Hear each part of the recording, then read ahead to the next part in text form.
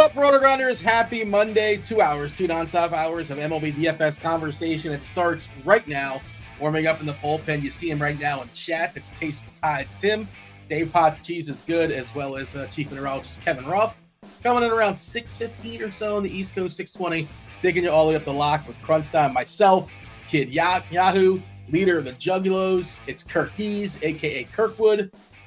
We got an 8-gamer, an intimate show, Kirkwood. We have an hour and 15 minutes to knock out tonight's 8-gamer.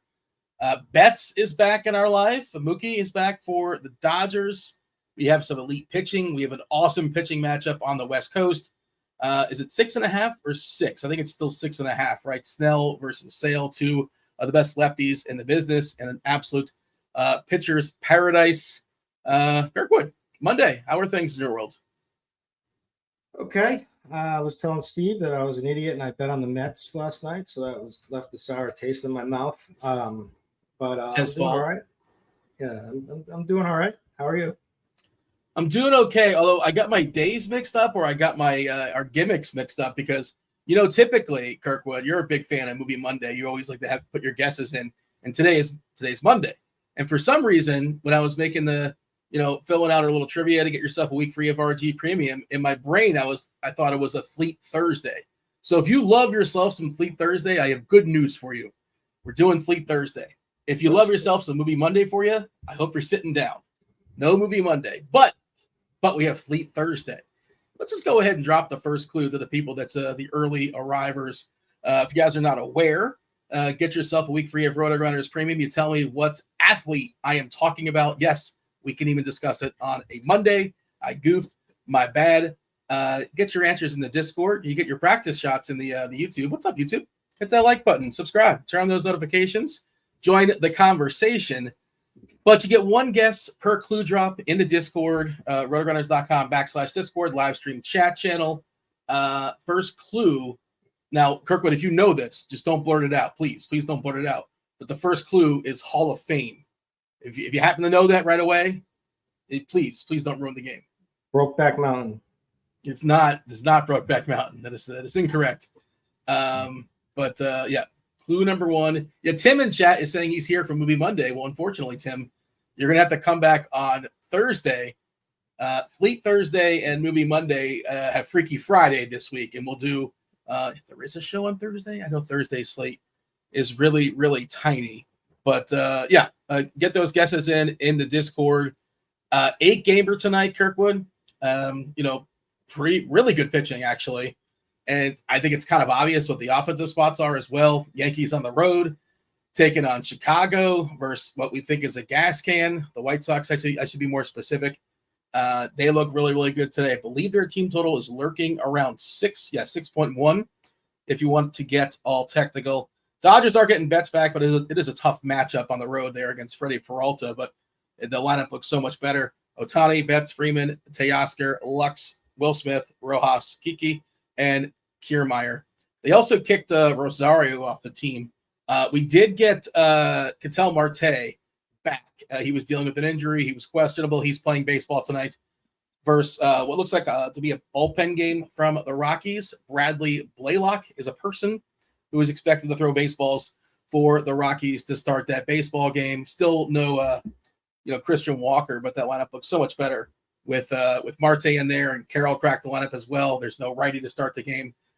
Also of note, I was digging into the Colorado bullpen, and maybe this is something we can bring up later, but if it's going to be a bullpen game, it looks like it's going to be a slew of righties.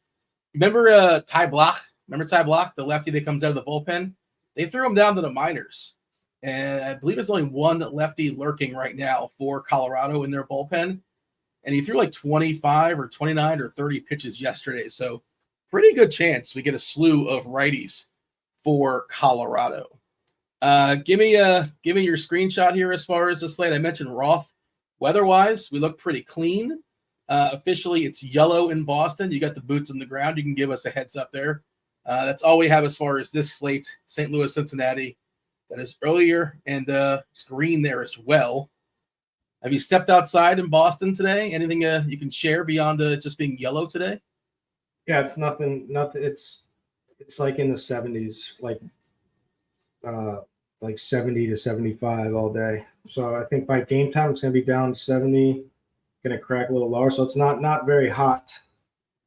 And it does feel kind of chilly out compared to what we've had lately. So let me check the wind. Let's see if there's a howl. 7 miles per hour out to right field. Yeah.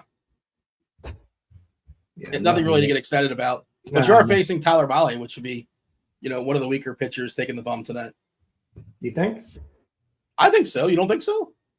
Why? Because he's if it was regular Tyler Mahle, no way. Well, I mean, he's not better than Chris Sale or Pablo Lopez or Blake Snell or Peralta or Fott. He's not one of the worst. He's not Kai Bush or Jake Woodford or Marco Gonzalez or he's somewhere in the middle. Davis Daniel. He's above them. From now, he may not be because he's coming back from Tommy John and all that. So yeah. I mean, is that a suggestion that you might be rostering yourself? No. Oh, okay. No. Yeah, watered down lineup with our just Duran. Just what an idiot, huh? He got suspended for 2 games, and that lineup is definitely weakened with his absence. But I don't even care about that. It's the amount I have to stick up for everyone saying Boston is scum. There's the Boston fans are so scummy. Now you got a player, saying things like that. But I guess anything's all right after Hader is, still pitching and doing his thing. Why do you feel obligated to stick up for Boston fans in general? Because it's just it's not true. It's like there's it's like a one apple spoils a bunch. Like Boston is a very educated college city. It has also the top universities. It's very diverse, and then but it's like there's a couple of towns around here are the typical Boston people that you think of. But in general, I don't think that it's a bad fan base at all, personally. But whatever. I'm just sick of fighting this battle. All right, fair enough. You don't have to. I'm just saying you're not obligated to even partake in the. You can. You still have a right to. Speaking of Boston, former Boston Red Sox, Chris Sale. Most popular pitcher on this slate in San Francisco. Fabulous ballpark. We're not afraid of the Giants. 49% ownership currently, 10.5K on DK, 16 pitchers throwing baseballs. Sale almost half owned. Fought just as the dream matchup at home versus the putrid Rockies. There's Blake Snell, who's been awesome since basically the All-Star break or right before the All-Star break. He's been spectacular. We know the deal with Blake Snell, though. Any given game, he can strike out 12. He can walk 5. He can do both. I believe they're expected to have an extreme pitchers umpire in that game. Am I wrong on that? I am. I was thinking of Luis Heel, which I think is kind of important because he's one of those guys that needs the corners and then some. He's facing a terrible Chicago team. No Luis Robert, for the record, as far as the White Sox. So a weakened lineup, a bad lineup gets even worse from a power perspective. And Heel, his big issue, of course, is walks on the season. We're talking about a 12% walk rate, almost a 29% K rate, which is awesome. But if he's getting the corners a little bit more and then some against a really terrible Chicago team, I think he's in the conversation. Of course, he's going to get a fair bit of ownership as well. I'm only seeing that's on FanDuel at 9%. Obviously, on FanDuel, you got to roster just one pitcher, 2 on DK. Are we spending up for pitcher today? I think we are. I think there's an opportunity cost, and it's not that hard to make it work. You can kind of, sort of, somewhat get the best of both worlds. Can't get everything. We do live in the world of a salary cap. You're going to want Aaron Judge. You're going to want Soto. We'll talk about that soon enough. But I think you want at least one of these premium pitchers. You tell me, how do you see the arms collectively? Yeah, I think it is a pay-up slate, but we do have ways to get a little crazier down below if we want to. First of all, it's Sale and Snell are the highest upside pitchers from a strikeout scenario, period. Sale's matchup is good. Atlanta strikes out a ton. We know this. They're, since they've been watered down all season here. But you add a bunch of Ks with Soler. You also add a bunch of power there, too. So whatever. Snell. Revenge game, by the way. Yeah, and Snell gets a good matchup, too, as well. You know, you can easily play them both in the same game tonight as well and get some good backs. You got Heel, like you said, right below him in that great match against the White Sox without Robert. So that's giddy up and go. I think Lopez, he's just not worth the price for what we've seen. And KC is a somewhat tough matchup, so you can throw him out. I have him as the my third highest projected pitcher in this league because this matchup with Colorado. So I think he's kind of the low man. But if you want to get lower, you can go to Clayton Kershaw at 7,700. But this is not the same Kershaw. You know, I mean, he just declines little by little each year. He's throwing 90 miles per hour. He still has nasty, wicked slider stuff, and he still gets a bunch of. He did get a bunch of swinging strikes in his last start. So there is hope there, and he certainly could put an efficient. And the thing of him, you don't have to worry much about walks. So that's nice. But I think he's the lowest you go. But if you want to dip down and dip your toes in the water, I think Bowden Francis would be my guy. Yeah. Against the Inches. Yeah. Because I wouldn't go all the way down to Blaylock. I mean, no, forget about it. There's no one else. And I would never consider Kai Bush. I think Francis would be the guy I would go for. He had a pretty good start in his last game with 7 Ks. He went 5 innings, 81 pitches. He's got a decent arsenal, and he had some hype in the coming into this season. Didn't pan out the way that everyone was hoping for with him, but I don't know. That last start was pretty impressive, and so I think you could hope for a similar scenario against the Angels here. Now, is it likely? I don't know. I mean, he's one of my. I like to reach for some of these guys, and I try to be optimistic with them. But reality, you don't need to go down that low. But if you're building a lineup and you want all these expensive bats, and you just don't have the salary, I think you could. That's the way to go. You mentioned Kershaw. Yeah, the swinging strike rate is better. It's small sample stuff, right? So Kershaw has 11% swinging strikeout rate, and his Ks are just barely 18%. So I guess it could be a little bit higher. I just don't feel it's that necessary. I don't think he's got a huge ceiling. They're not going to get him. They're not going to let him go beyond 90 pitches or maybe 6 innings if he's super, super, super efficient. And this Milwaukee team is really patient. I know, obviously, Kershaw, like you said, the aforementioned Kershaw, he's really, really got pinpoint control. So he's probably not going to walk a bunch of guys. But, it's a tough lineup there for Milwaukee, even without Yelich. Not a lot of power against lefties this season, just Hoskins and Sanchez, basically. Ortiz has flashed a little bit, too. Just of note, looking at the old the plate IQ. I see people in chat. We're talking about going double barrel. Mr. Richard saying, "How about Sale and Snell?" Yeah, I sure. If I can make that work, absolutely. And I don't care. I don't need 2 wins. You can easily make that work. Yeah, I mean, you're not going to get Soto and Judge, but yeah, obviously you can't have everything, right? Yeah, you're gonna get Stanton and some lower price ones, and you're gonna get some other value bats like let's see, you're gonna get first of all, we've got a 2,100 catcher who's just one of the greatest hitters in baseball history. He had the walk-off homer in his debut, right? Was his second game? I played him that night, and I bubbled everything. I had the full Brave stack that just busted. Yeah. And I had the top 2 pitchers, which you didn't need at all. They were total letdowns. But I had every one of my one. I had it was a 5-3, and I had Del Castillo, who went nuts. Horowitz, who went off, had a bomb, and I can't remember who else I had, but I had points. I had all I needed was Braves to just compete, and it was terrible ending. Story of their season, Atlanta. They've let the people down. If you played Atlanta every single slate last year, you did really well for yourself. If you played them every single slate this year, you're probably done playing. You're probably not playing anymore this season. It's been a rough season all around for Atlanta. I think Fought also is worth considering, taking on Colorado. Just a decent chance of getting that W as well, assuming you can stick around for 5 innings. Don't need that win, but we will take it. I'll take those victory points.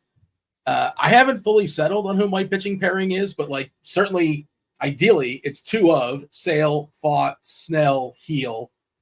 I don't think it's Lopez. I'm okay with Lopez.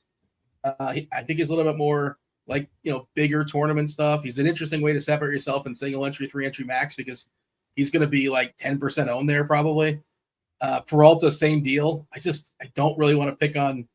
I'm more on the bet side than the Peralta side. Not that I can afford bets necessarily, but I don't think Peralta's as good as Sale or Snell when they're their best, and Heel when he's his best, especially in this matchup. So maybe that's a bad take, but ownership is telling me it's not hard to get above the field on Peralta. We're currently seeing an 8%.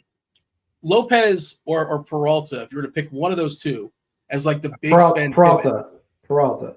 Easy? That was a quick call. Tell me why. Tell me why it's Peralta and not Lopez. Because he's got the K upside. I mean, he's got the tougher matchup, obviously. He also has the fact that he walks, the control isn't there. But Lopez he lost, his mechanics were really bad in his last start. And he's just been a disappointment for majority of the season. Just doesn't have that K upside that Peralta has. So like I always say this, like any like top stud pitcher who's got filthy stuff when they're on can mow down any lineup, regardless who it is, whether it's the Diamondbacks, the Astros, they can rack up Ks against anyone when they're on. So that's the same thought process I would have here. Just chase the high upside Ks. But I'm not playing either of them. But I would take him. But I would throw Lopez out and just play Peralta. On the season, Lopez is like almost a 5 ERA, and you can kind of like excuse that away with being bad luck, right?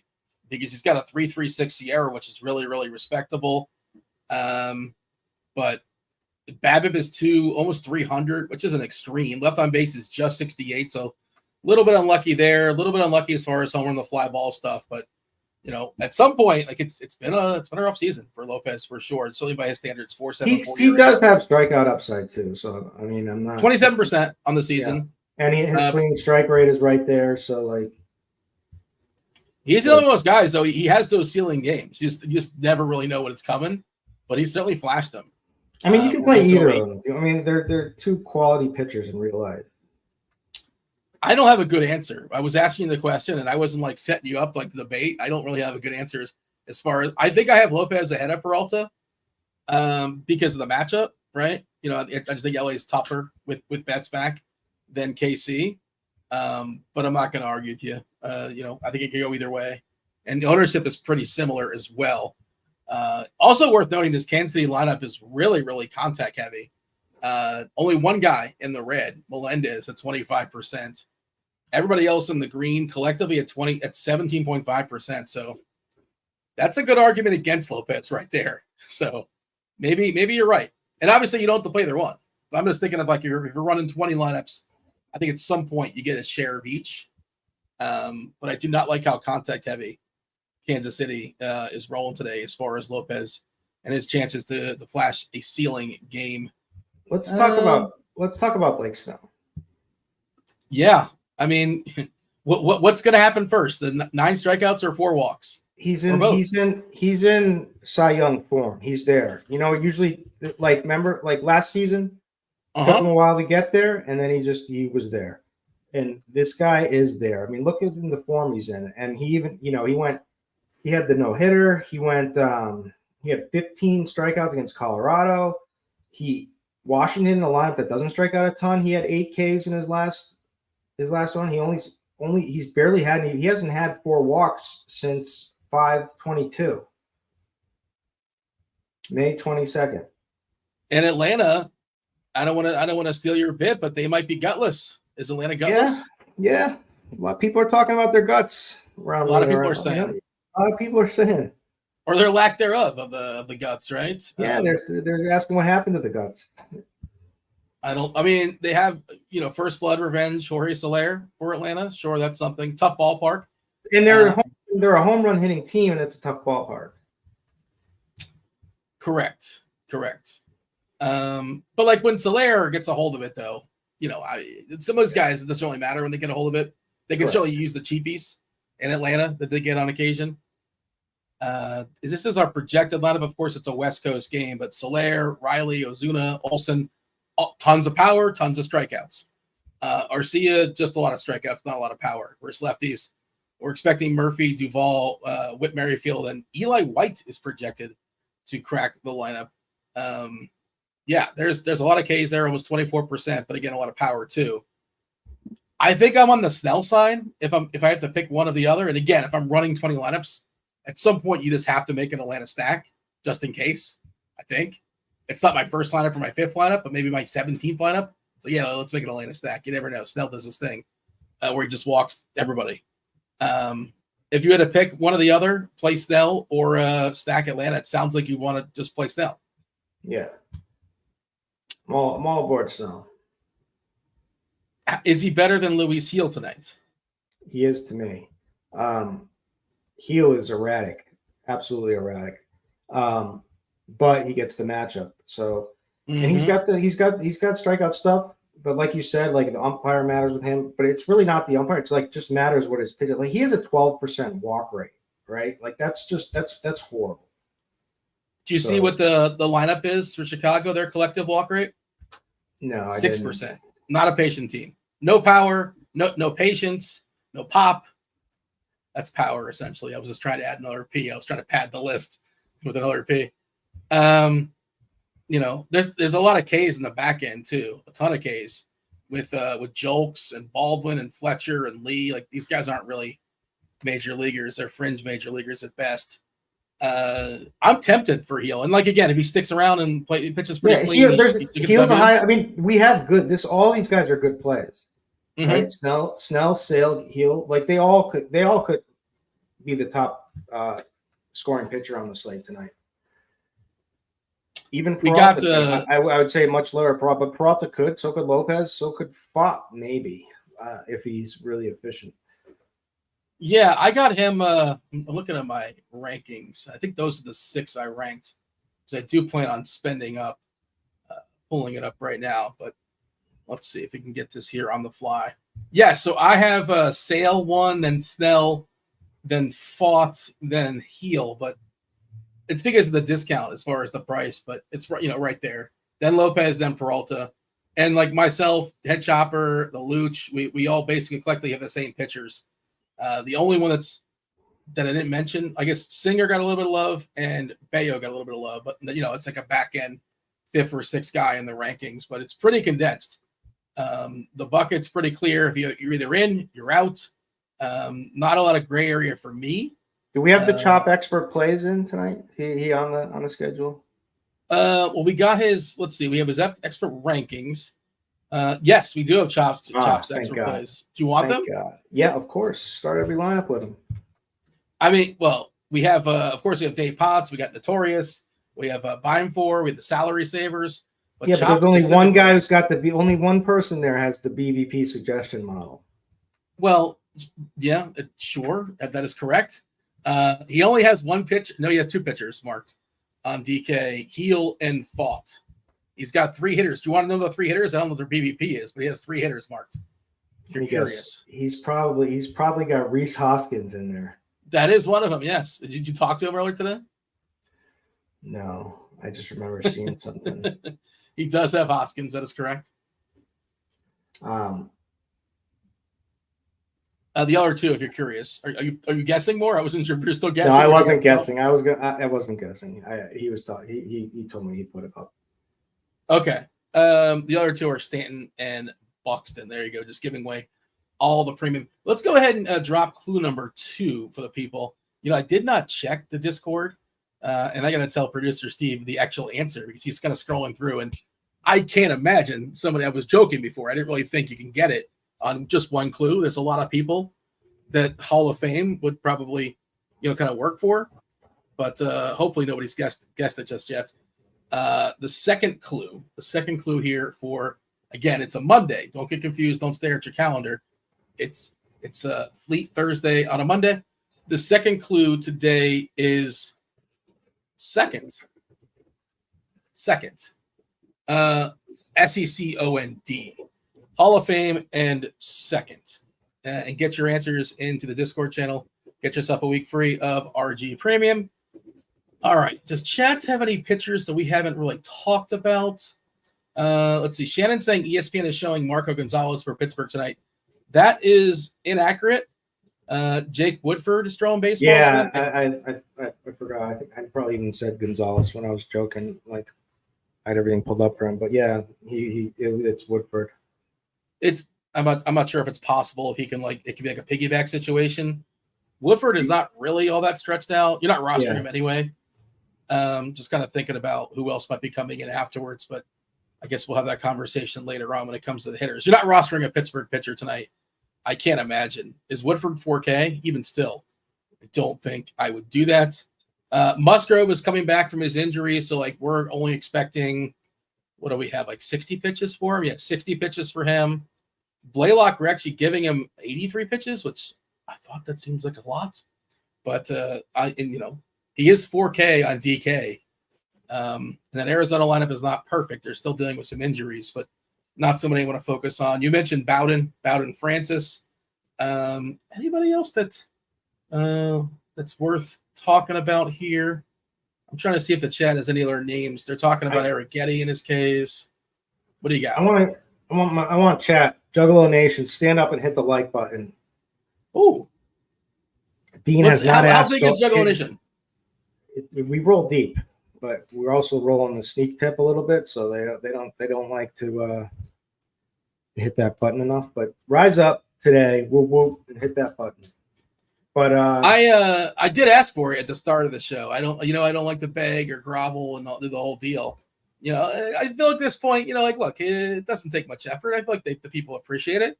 It's the least they can do, right? Just hit that like button. They're going to do it or they're not. But did we get a big jump, by the way, out of curiosity? And how big is Juggalo Nation? Did they just spike in the last 20 seconds? I'm not sure. But we appreciate Juggalo Nation or not. Anybody that happens to hit the like button for us, that is appreciated. And how many likes do we need for a Juggalo Bomb? Look at that. We got Fernando Rodney, the Fernando Rodney. I don't think it's the Fernando Rodney. No, it is. That's the thing, is he's been trolling. It really is him. That's what he's doing in his retirement, playing DFS. No, nothing against that. You think a lot of these baseball guys? What about Justin Steele? He's a big Justin DFS. Steele, he likes to play. He likes to play. He loves the best ball. Football. He loves the best balls. I did draft with him a couple weeks ago. That was pretty fun. Justin Steele pitcher for. So Fernando Rodney has been playing DFS for a long time now. Okay, I wasn't aware of that. I don't. The likes did spike up, by the way. I met him at a card. I met him originally at a card show where he was signing autographs. Yeah. Did you have him sign something for you? Sign an arrow? I've got a hat that I wear tilted. You got to tilt the hat. Yeah. He was always entertaining. I enjoyed Fernando Rodney. He's officially retired, right? Or is he pitching somewhere else? He's retired. All right. It was a good run for him. Shout out to Fernando Rodney. Anything else we should say here as far as pitchers? I think it's pretty straightforward. Some people might have joined us a little bit late. We did get a Pittsburgh lineup, if you're not aware. McCutchen, Reynolds, Cruz, Bart, Tellez, IKF, Hayes, De La Cruz, and Taylor is in there. I think we had Bay before that, for what it's worth.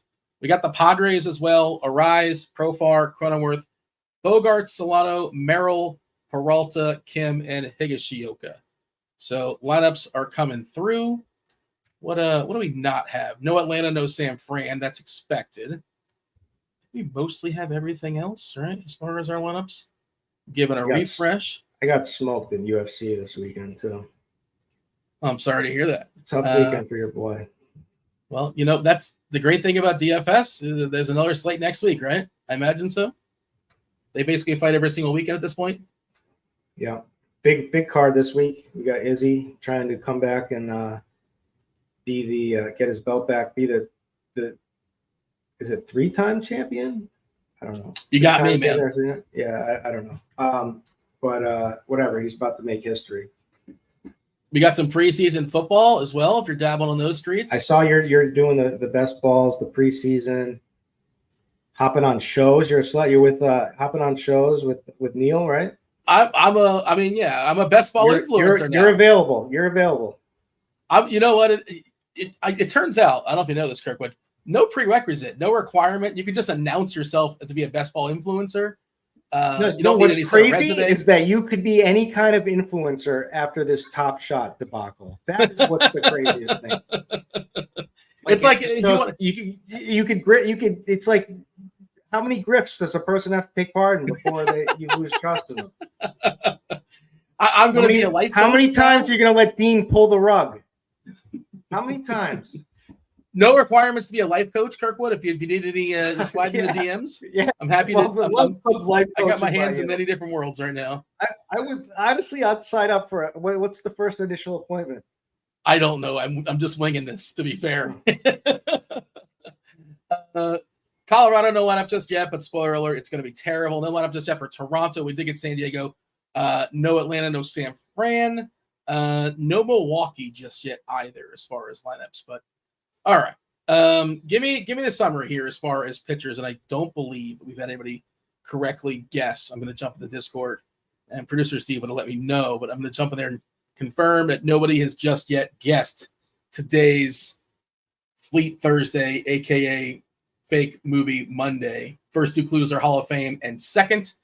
The third clue, let's give the people the third clue. Kilogram. Kilogram is the third clue. Hall of Fame, second, and kilogram. And I know you know it, Kirkwood, but just resist. Don't tell the people. Let's let the game play out. Crazy thing is, I don't even know it, but I feel like I should know it. You might know it on 5 or 4. You might even know it now. It's possible. But get your guesses in on the Discord. Give the people a kind of a summary as far as the pitchers, as far as the arms. No Machado tonight. Good call there in chat. I didn't see. Yeah, I was looking at San Diego's lineup. I'm like, why? What is different about that? No Machado, which is unfortunate if you like the San Diego stack.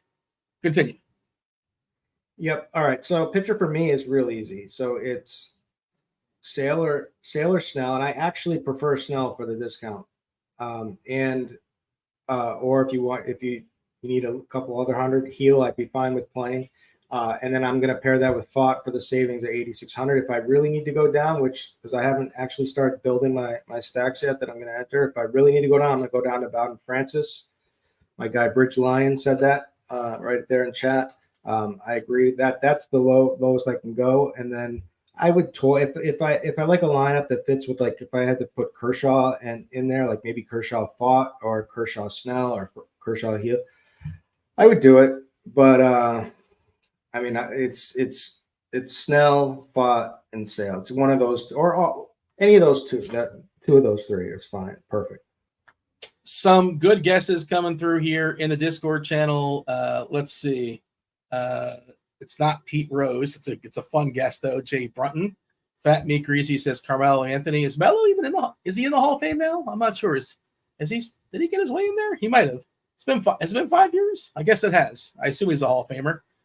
KG, according to Blink-182, Kevin Garnett, Emmitt Smith being thrown out there, Doc Gooden, not a Hall of Famer. Del Strawberry, not a Hall of Famer. I don't think either one of those guys made the Hall of Fame. So Glorious the Wise is saying KG. Michael Irvin. I understand where you're going with that, but no, it is not. It is not Michael Irvin, and I'm not even certain. I guess Irvin's a Hall of Famer, right? His window wasn't huge, but he was spectacular in his window. I'm not sure if he is a Hall of Famer. NFL could be kind of tough to get into. So is there a second baseman Hall of Famer? I mean, is there somebody that plays second base that's in the Hall of Fame? Yeah, with a drug problem? I mean, you're making assumptions as to what the clues stand for. I mean, I wouldn't be married to those assumptions necessarily, because you could be off on one or both of those clues. Speaking of clues, let's go ahead and give the people the fourth clue, because this might be the breakthrough clue. This might do it for you, Kirkwood. Clue number 1 is Hall of Fame. Clue number 2, second. Clue number 3, kilogram. Clue number 4, get the fingers ready, is bird. Bird is clue number 4. That is your 4 clues in Kirkwood. If you know it, feel free to DM me in the private chat if you'd like, if you want to play along. But let's try not to spoil the game for the people. All right. I got to answer a question. I got to answer a question in chat that goes off of the Top Shot kind of theme. Someone asked how did I make out on Rainmakers, and I actually did very well. So I only got into Rainmakers. I held out, but like when I was having a baby, so I was in the my significant other was. Oh, you were ripping packs in the hospital, weren't you? I was ripping. I ripped. I didn't stop ripping. I just ripped pack after pack after pack after pack, right? And it was like ridiculous. And then I ended up making like 30 grand on the season. I had one day where I had the nuts on like 2 of the contests. And then I never went back to it in year 2. I never sold. I sold some things, but I never sold anything after that first season. I just never even went back to it. So all I had were that original first season cards left. I had a lot of them, granted. So the payout was like $400 and something they offered. But to me, it was like, oh, it's $400. Then I wasn't, because I was already done with it after. So you made $30,000. I did make $30,000. So how come you don't give me any credit for this? Because you only like the, because you weren't on Rainmakers. John Aguilar.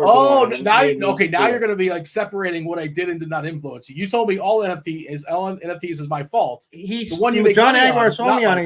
He's like NBA Top Shot is the dumbest thing you could ever do. And he's like, Rainmakers is actually spend money here on my product. Is actually funded with DraftKings, money that we're pumping into this stuff that you could.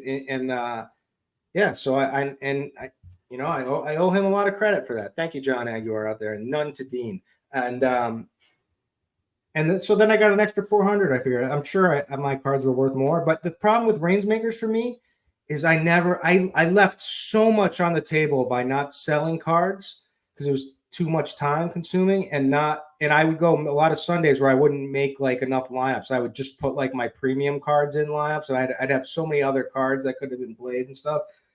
And it was just too big of a hassle. Well, yeah, you still made 30K, so that's pretty good. That's not so bad. Are you still waiting for that booster pack? that producer Steve is dropping the oh boy. All right. I'm not endorsing Top Shots or anything going forward. I barely endorsed him from the start. That's a different conversation for another day. You know what I will endorse, though? You want to know what I will endorse, Kirkwood? Our category today, and I want the people to tell me this. And I had a hard time ranking. I actually mentioned this on Friday. I'm like, there's a new Matt Damon movie that comes out. It's on the Apple.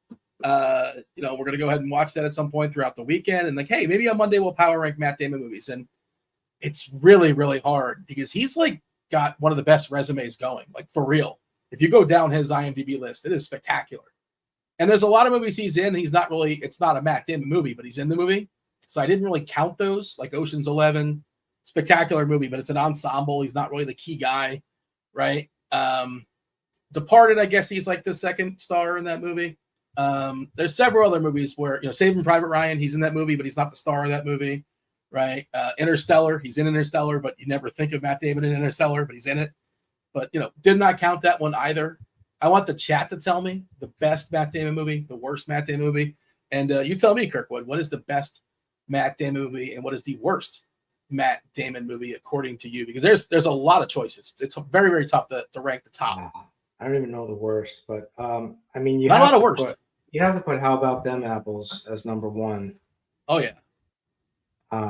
Good Will Hunting. Although I loved the Town. Yeah. Wait, he wasn't in The Town. No. What's the with Jack Nick? What's the one? The Departed. The Departed. Sorry. Yes. Yeah. I love it. They filmed that at my cousin's building. Oh yeah. And one of the neighbor, they gave him they filmed out of there in one of the condos, and they redid it. They made it like 10 times nicer than it is, and you got a bunch. It's a remake of like a Japanese. Like there's like several, and there's like 2 or 3 Departeds from Japan, and they're currently on Max. At least they were last time I threw them in my queue, and I'm going to watch them one of these days. Supposedly they're really good, but I've never actually watched. I'm not a big Bourne Identity guy. I like it, but it's not my favorite. Are you a big Tom Cruise fan? Sure. Like he's done. Did you watch the Olympics this weekend? Did you watch the Olympics? I saw him rappel to. Yeah, I did see that. How long is this guy going to wear aviators for? He's also like 60, and he looks amazing. He has a ton of work done. Yeah, sure. He puts a lot of work into it as well. But yes, you can make the same argument about LeBron, right? He's putting work in it as well. But that was pretty impressive. Oh my God, Rounders, yeah. how did I forget Rounders? God, that to me, Rounders will always be number one. Okay, so and wait, you have Rounders Easy, ahead of yeah, Good Will Hunting. Interesting. Rounders is my favorite movie of all time ever. So let's see. Tom is saying Born Identity easy. Like I like the Born Identity, but not as much. The Accountant. School Ties. He was in School Ties. Barely. I just remember, yeah. The other guy. I just remember that Brendan Fraser. Brendan Fraser is in it, and it's where him and I think Ben Affleck met. I think Vince Vaughn is in School Ties too, if I'm not mistaken. I mean, you can put The Instigators down at the bottom if you want. Yeah, I did, but like it was fun. It's not his best movie. T from LSC says Downsizing severely underrated. Very, very close to having Downsizing is my worst Matt Damon. I love the Oceans movies too. Yes, but that's an ensemble and it's not really a Matt Damon movie. But like, sure, they're great. But that's why. Yeah, that's the other thing. Scott in chat says something makes a good point. His cameo in Eurotrip. He just cameos in so many things. Of course, Scotty doesn't know it's his cameo in Eurotrip. Yeah, he just sort of pops up in a lot of things. Let's see. So we shall reveal the board shortly. All right. Good Will Hunting, you were correct. I have that number one. Rounders, just rewatchability, just fun, spectacular. One of these days, they keep talking about making a Rounders too. It's apparently in discussion. Yeah. I think they had a script ready. Well, yeah, I feel like it's been like even Matt Damon keeps talking about like they're all on board. They all want to do it. So I don't know if it's going to be something we want. I mean, who's a better character than Worm? I mean, do you have a friend? You have a friend in your life like Worm? You got to get rid of that person. Probably Bobby Gomes. It's probably Bobby Gomes. Bobby Gomes is your Worm. Is that why you moved away from him? That might be why you moved away. He showed up just like how he would always. He was like that. Oh, here, like that Mark Wahlberg would be like, "Let me in the house." You know, he was always like spying on me. I have Talented Mr. Ripley third. Spectacular movie. Shannon saying that should be last. It was awful. That's an outrageous take. Our boy Philip Seymour Hoffman's in Talented Mr. Ripley. I'm assuming you've seen it or you haven't seen it. I've seen it. I don't remember any of it, but I've seen it. Oh, it's really, really good. You know, I didn't really know what to put. I think it's probably not as good as The Departed. I think The Departed would almost be like besmirching The Departed by putting it in the third tier. So you can't rank everything. That's just how that goes. The Last Duel was a movie that I feel like nobody saw. It was pretty good. It was all right. It's not one of his best movies. Like The Martian is better. But it's just something that came out recently that was pretty good. Ben Affleck's in it. I think he wrote part of it. Yeah, him and Affleck wrote it. Ridley Scott directed it. And it's just kind of just sort of happened. Adam Driver, who's spectacular in basically anything he's in. It was good, not amazing, but it's hard to find bad Matt Damon movies. I almost went with We Bought a Zoo, which is kind of like a cheesy sort of. I think it was Cameron Crowe, who's usually pretty solid. Not Cameron Crowe's best effort. But we got the bottom is The Legend of Bagger Vance, where him and is it Charlize Theron and Will Smith? It's not. It's the golfing movie from the 50s. I think that's his worst movie. Maybe Downsizing's his worst movie. But there's not a lot of terrible ones to pick from. Trinity in chat saying, Gladiator saying Martian was legit. Yeah, Martian was very good. Derek is saying Bagger Vance was good. Okay. I think that's now I have to check the Rotten Tomato score. I did not confirm that. Have you seen Bagger Vance? It's an older movie. It's not spectacular by my estimation, but maybe it's just me. I don't know. You tell me. Did I miss anything? Any clear omissions? Let me know, chat. And we'll talk about some stacks in a second. Meanwhile, we should go ahead and drop clue number 5. I don't think anybody got today's. You know what it is? They're probably guessing movies, and the answer is actually an athlete. It's throwing them off as far as the date. But we're going to get clue number 5 out to the people. Clue number 1, Hall of Fame. Second is second. That is the second clue. Kilogram is the third clue. Fourth clue is bird.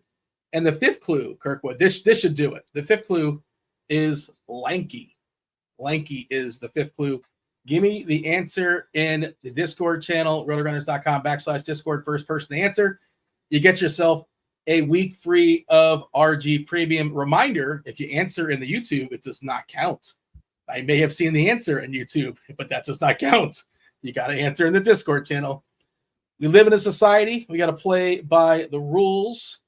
And we do have a winner. Looks like our first person to put the answer in the Discord is shout out to T. Carter. T. Carter has the answer. Do you have the answer, Kirkwood? Do you know who it is?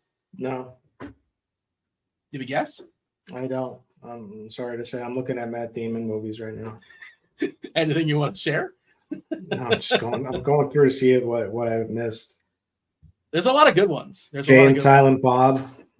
That's fun. Yeah. But there was a run he had, like a 4-year run or a 5-year run, where he had like some of the best movies. Like it's like from like 97 to like I don't know if we have time to get into it. He was in Courage Under Fire. Yes, not a big. He was really skinny. He lost a ton of weight for that. The Denzel movie. It's very good. Yeah, but he's only in a couple scenes. Like 97, Rainmaker, really good. Good Will Hunting, Saving Private Ryan, 98, Rounders. So like Rounders, Saving Private Ryan, Good Will Hunting, Rainmaker, Chasing Amy, Courage Under Fire, all in 2 years. The guy is a hell of a run with no duds. The answer, by the way, the clues, that this person is a Hall of Famer. You thought second meant second base, Kirkwood? Not necessarily. Second is a unit of time. Kilogram is a unit of measurement. Those are both units. Bird, this person famously had an interaction with a bird. And they're lanky. They're really tall. They may have actually thrown a baseball. And Randy? Yeah. Randy Johnson. When he pegged that ball, when he pegged that bird coming across. Well, I mean, he didn't do it intentionally. You couldn't even. I know, of course, but that was amazing. Why was it awesome? He killed the bird.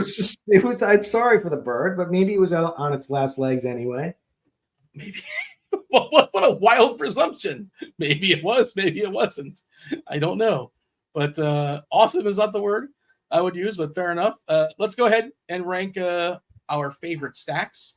We'll go game by game. Of course, the first game on our slate we're going to be talking about, it is the Texas Rangers at your Boston Red Sox. 9 total. Boston's got a slight favorite here, minus 126. Bayo taking on Tyler Mahle. Where do you have Texas and Boston? No Duran in that Boston lineup. Texas looks pretty standard. I think it's a pretty standard lineup for Texas, unless I'm missing somebody. Tell me where we're putting the Rangers and the Sox. Yeah, I would put Texas. I like Bayo. I think Bayo is a good pitcher, and I also think that Mahle is a good pitcher once he gets back and gets up to speed. But and the weather's not great here. I'm just like lukewarm. I'd just leave them right in the middle. Maybe put Texas one lower, but middle is fine for both. Watered down lineup without Duran. I'd probably have him at 4 at Rounders at Boston, but I think the slight hit with no Darren. But man, I'll tell you what, that Red Sox bullpen is so bad. So do you want to move Texas? No, I'd leave them both in the middle. That's kind of where I have them too. Good ballpark, By the way, weather edge, nothing really popping. At least nothing was popping as of an hour ago. If anything changed. Slightly beneficial here in Boston. 12% bump in runs, 6% bump in homers. You mentioned 72 degrees. Wind is blowing 10 miles per hour. So basically right center, and a big sample, 155 games. So it's a good hitting environment. We'll give them that. Not much else going on as far as weather when it comes to, heat affecting, ballparks becoming more beneficial or lack thereof when it comes to hitting. Homers and runs. KC, Minnesota, 8.5 total. Pablo Lopez taking on Brady Singer. Minnesota, pretty big favorite here, minus 162. Where do you have the Royals and the Twins? It's a good question. I mean, I don't like the Royals are a lot worse. Bobby Witt's road splits. Now have you starting to hear the rumblings about that I've told you about over like almost 2 weeks ago? But are you starting to see them on Twitter now? I mean, I think you and Chop are like the ones banging the drum on it. So I don't know. I have not heard of Bobby Witt's road splits. I honestly haven't. Has he been not nearly as good on the road? Yeah, like incredibly huge difference between them. So averaging 3 more DK points at home for what it's worth. So 12.8 as opposed to 9.7. I mean, that's not a number we talk about a lot, but that is a distinct difference. I'll give you that. But anyways, man, I mean, these would be. I mean, KC would be a sneaky stack for sure because no one's going to play them against Pablo Lopez and he's been off recently, and so they could go off. But I don't like them. I'll put them in like the 4th. If you get Nemo off of there, I'll tell you that. Thank you. I'd put him at the last duel. Minnesota. I mean, Singer is very hittable. He's been doing all right, but getting by. But man, some of these Minnesota bats like Royce. I mean, Waldner's numbers are amazing right now. Obviously, the pinch hit risk is there for these guys. Buxton's numbers are great. So I'd put Minnesota right in the rounders. People in chat are telling me what we should have done. We should have listed game shows. We should have done fast food burgers. Like, feel free to throw me. I was gonna come with best HBO shows of all time and where they come. That was one I was gonna do, but Dean shot it down and said it wasn't a good enough category for him. So this is not true. We never had the conversation. You mentioned this literally as the show started. Like, this is what I was going to do. You shook your head. You shook your head. I was reading between the tea leaves. Josh is saying, where are the tiers today? I'm lost. They're literally right in the screen. What's the issue? The tiers are Matt Damon movies. Number 1 is Good Will Hunting. Maybe he said that when Nemo was up there. Oh, is that what's going on? That's possible. Well, he picked the exact worst time to type that, but hopefully there's some clarity. Tim is saying that I'm like that. Tim's just being agreeable just to stir the pot.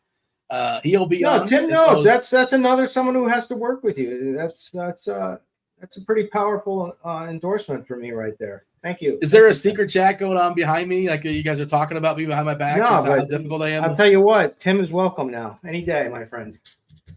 Welcome to do what? Just to be a part of the secret chat. Oh, okay. I got you. That doesn't exist.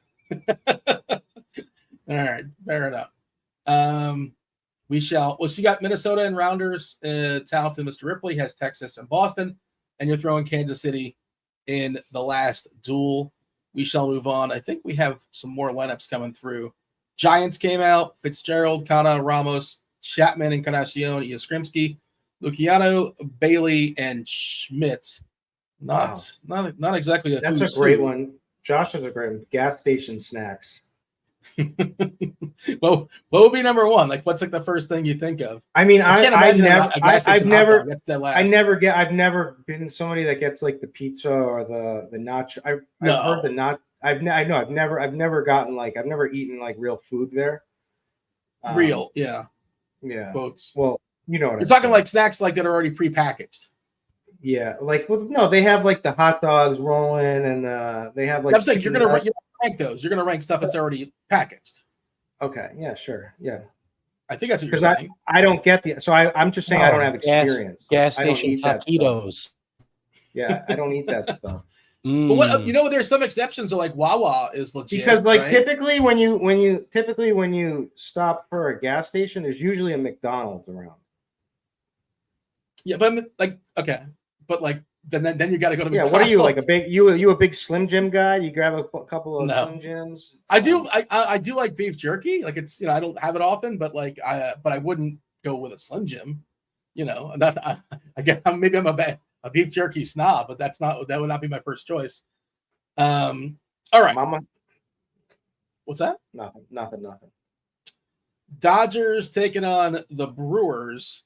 What was Oklahoma Joe's like the greatest barbecue in America is in a gas station, right? I'm pretty sure it's still in a gas station in Kansas City, if I'm not mistaken. Feel free to Google that one on your own. I've never been there, but I've heard good things. Yeah. Brand Joy is talking about Buc-ee's. Buc-ee's another legit gas station that has like real food there, and Wawa, which is mostly Pennsylvania based. There is one right around the corner for me, surprisingly enough. That's relatively new. I guess they're branching out. Gas station sushi.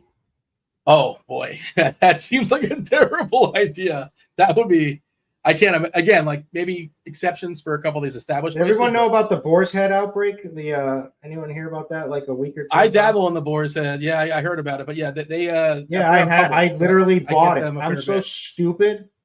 There were signs all over the place about like these items have been infected or whatever. And You got to heat I it bought up. I bought the London broil. You ever had that? Their London broil, like instead What of is roast London beef, broil? it's their best. It's their best thing because it's like it has like a way like more spices like marinating with it. It's like Yeah. it's their roast beef is really good, but Oh, this is even it's different than roast beef. yeah. It's just It's better. fancier and spicier. I think. It's probably less fancy from an actual meat standpoint, but it's spiced much fancier. It's better. You get that. You'll like it, Steve. I'll try that. I read all about the outbreak, like you said, though. You just got to microwave it or heat it up, 170 degrees. My girl threw everything out. Oh, because I convinced her. Expensive. I know, and I have the receipt. And I'm like, should I go bring this back? Because I convinced her it was safe, and then what they did is they added to the recall. It was like literally on the news all day. She's like, "Oh my god, you had me eat this." And so you're an influencer of terrible food. How do you feel about that? I mean, boar's head is usually good. Boar's head is a great. I know it is usually pretty reliable. Okay, Dodgers. I was just spinning the hole you were throwing that at me as far as being an influencer earlier.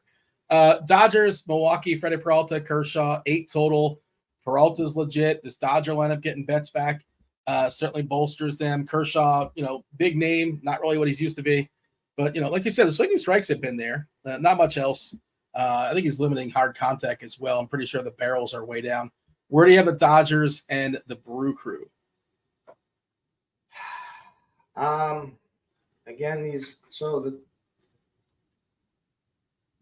I mean, it's pretty sneaky. I just don't see it working too often, but like Kershaw could get lit up, right? Like that's in the realm of possibilities here. So there's not much leverage at all. It's just like you're just rooting. They'll be low owned though, so I kind of like the Brewers. And again, I don't see the Dodgers going off against Peralta, but they're the Dodgers, and they get Mookie back. Not cheap. I'm like, I don't like any of that. Like, I'm right in the middle on these guys too. So both the Dodgers and the Brewers, both hanging out with Mr. Ripley, is what you're saying? Yeah. Okay. Yankees, Chicago White Sox. Are you good with that like button? Yeah. I don't have any big issues. Or lower? Would you go lower? I that's kind of where I would put them. I'd probably put that's where I put them. It's kind of a hedge. I like the Dodgers more than I like Milwaukee. I think if one of these elite pitchers gets lit up, it's most likely Peralta. Yahoo has had Shohei's salary at $18 for like the entire season. That seems. They've never budged it once. It's crazy. So you play him every single time he plays. Yes, he's 100% owned every single. Why do you think they do that? Like they're aware of this, right? Somebody's told them. I don't know. The contacts that I had that I knew over there that were they both left. Yeah. Eric said, did I just call Kershaw elite? I don't think so. He was once elite. Maybe I said he was once elite pitcher. He's a surefire Hall of Famer, without question. But I wouldn't say he's elite today. Peralta. No, I was saying Peralta is one of the elite guys. I'm talking about Peralta, Sale, Snell, those guys. As far as the best arms in the slate, I think Peralta's one's most likely to get hit. All right, let's move on. Crunch time coming in about 15 minutes. Chief Mineralogist Kevin Roth, TastefulTides, Tim, specialist in single entry, 3-entry max stuff. Of course, you got Dave Potts, Cheeseisgood, 2-time millionaire winner, taking you guys all the way up to lock. Yankees, not sleeping on anybody today. Minus 355 favorites. Big boy number against Kai Busch. He does not look quite ready. Less than 3 team total for the White Sox. That is paltry. Taking on Luis Heel. We did mention there is an extreme pitchers umpire, which theoretically Heel could take advantage of because he does get wild on occasion. A 12% walk rate. The Chicago lineup not patient, also bad. 6% walk rate. Where do we have the Sox of the white variety and the Yankees? Sure. So, I mean, obviously the White Sox are down at the bottom, and without Robert, it's just ridiculous. Period. So the Yankees have been pulling, like, everyone used to say Baltimore hits the most home runs in the league. Well, they're down 19 home runs. They're down on the season to the Yankees right now. Everybody says Baltimore hits the most home runs. Everybody I mean, I feel like that's been like a point and look at the stat. Yeah, but I feel like people just assumed it was still the same and say it a lot. Baltimore has more than the Yankees that I'm seeing right now. Just a heads up. You're trying to go out of your way to make a point, and you still didn't make it. I have them at 175. I have the Yankees at 175. What's wrong with what am I looking at? I got Baltimore at 184 and the Yankees at 180. Did I do something different? I have Baltimore at 156. So maybe I'm like not. It's supposed to be the entire 2024 season. Unless I did something with the sample. Yeah, I got 184 for Baltimore and 180 for the Yankees. But the point still stands. The Yankees have a bunch of boppers. Yes. And so, and I've got like from 7-1 since 7-1, 60 homers for the Yankees. So Arizona and the Yankees in Atlanta. I got it from 3-1. So I think the season might have started before. No, I'm saying I also narrowed it down. I like to look at the last since July 1st. I gotcha. Okay, so you're saying of late. Of late. Yeah. That was the second one, but I got to see what's wrong. One of us. You're making your sample work for your narrative. I gotcha.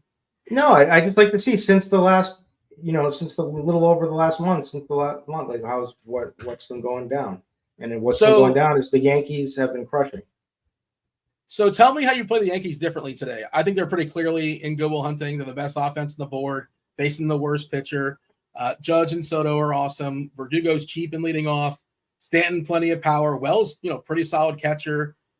Jazz is expensive and kind of buried a little bit, but you're on the road, so going to get those 4 ABs. And if things are going really well, maybe he gets 5.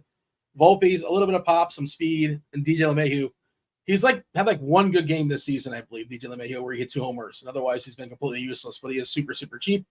I think that's all he has is 2 homers this year, right? Am I mistaken to say that? Yeah, he had that one game where he had 2 home runs, and otherwise he's been a stone. Was it 2 home runs in one game? I guess it wasn't 2 home runs in one game. He's had 2 good games this year, but he's cheap, and the White Sox think. Tell me how you're going to be different with the Yankees, if you are. Well, so the ownership is going to. I mean, the cheaper ones are the ones that are going to be. It's pretty much impossible to play a full stack with all their top guys. So you have to. So who's Judge is going to be more owned than Soto, correct? I don't know. I'm not sure. If they were facing a lefty, Mega Chalk. Sure. Stan's going to be Mega Chalk just because of his price. I think Verdugo is going to be heavily owned as well. Yeah. I can pull up and see what we have as far as the ownership stuff, but I try not to worry too much about hitters. But yeah, 19% LeMahieu, 18% Soto, 17% Torres. You play Jazz, is what you do. Yeah, he's currently the lowest owned one, and I like that call. I like that. And they're starting off against I like Jazz a good bit. Facing a lefty. Yeah, I should have mentioned that. But they're the top stack of the night. It's just, of course. I mean, the White Sox bullpen is atrocious. This guy is absolutely atrocious. Kai Bush. 4 innings, 5 walks, 300 runs in his last one. The only problem is that he's a southpaw, but I think he's bad enough to, so I think that's the way you do it is you load up on the southpaws and then you get into that bullpen and giddy up. All right. We got to get enough likes to get yourself a Juggalo bomb. So hit that like button. Do subscribe. Do turn on those notifications. Next game is Toronto and the Angels. I don't believe we have a Toronto lineup just yet, unless it just dropped and I missed it, but I don't believe it's come out just yet. No, we do have the Angels. The Angels lineup has come out. We're looking at basically a coin toss as far as these teams. A 9 total. Bowden, Francis, Davis, Daniel. Where do you have the Blue Jays and the Angels? I like the Blue Jays quite a bit now. They're they've been hit. They're back from the dead. Vlad is just absolutely insane recently. Springer's starting to come around. Horowitz is cheap. Usually bats around cleanup. And it's a stack you can very easily fit. You know, you got Varsho, you got if Kirk makes the lineup. So I'd put them in the second tier under rounders. Okay. And I like I actually like the angle of playing Bowden Francis over more than I like actually playing the Angels, but the Angels certainly I could play, and I also wouldn't mind like taking them as filler. Like Neto, I think is a really good play. O'Hoppe, maybe Taylor Ward, but yeah, I'd put them right where Steve has them in the middle. Yeah, I don't mind a little mini with Neto, O'Hoppe, and Ward. Bowden probably gives up a homer. You know, he's given up almost 2 per 9 this season, 1.99 if you want to get all technical. Tons of fly balls, almost 42% fly balls. And, you know, he also has a bit of a 7.4% walks is kind of not great. You know, it's on the fringes. You know, you don't want to get the double digits, obviously. So I just don't like the Angels a ton, but I'm not going to besmirch. I'm not going to say you can't play at least a mini as far as the Angels. We also got a good point from chat, which is absolutely true. Alan S. wrote the Blue Jays bullpen is trash. It's true. They have the highest SIERA. They're tied with the White Sox with the highest SIERA. Is that active roster? That's important because a lot of guys have moved.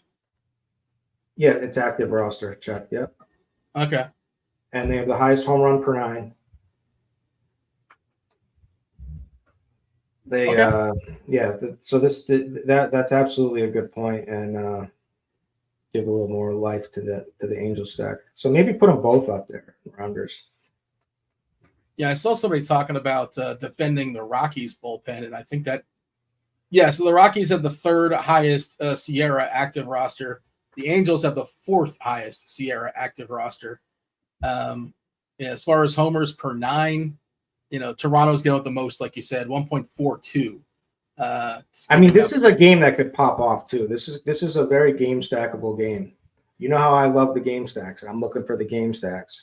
The organic game stack, right? You're not forcing the game stack. Of course, to me, it's of course you're not forcing. But if I happen to like 2 sides in the same game, yes, let's game stack. I don't get what the problem is, but crunch time coming in about 5 minutes or so. We got 3 games here, so we got to be efficient.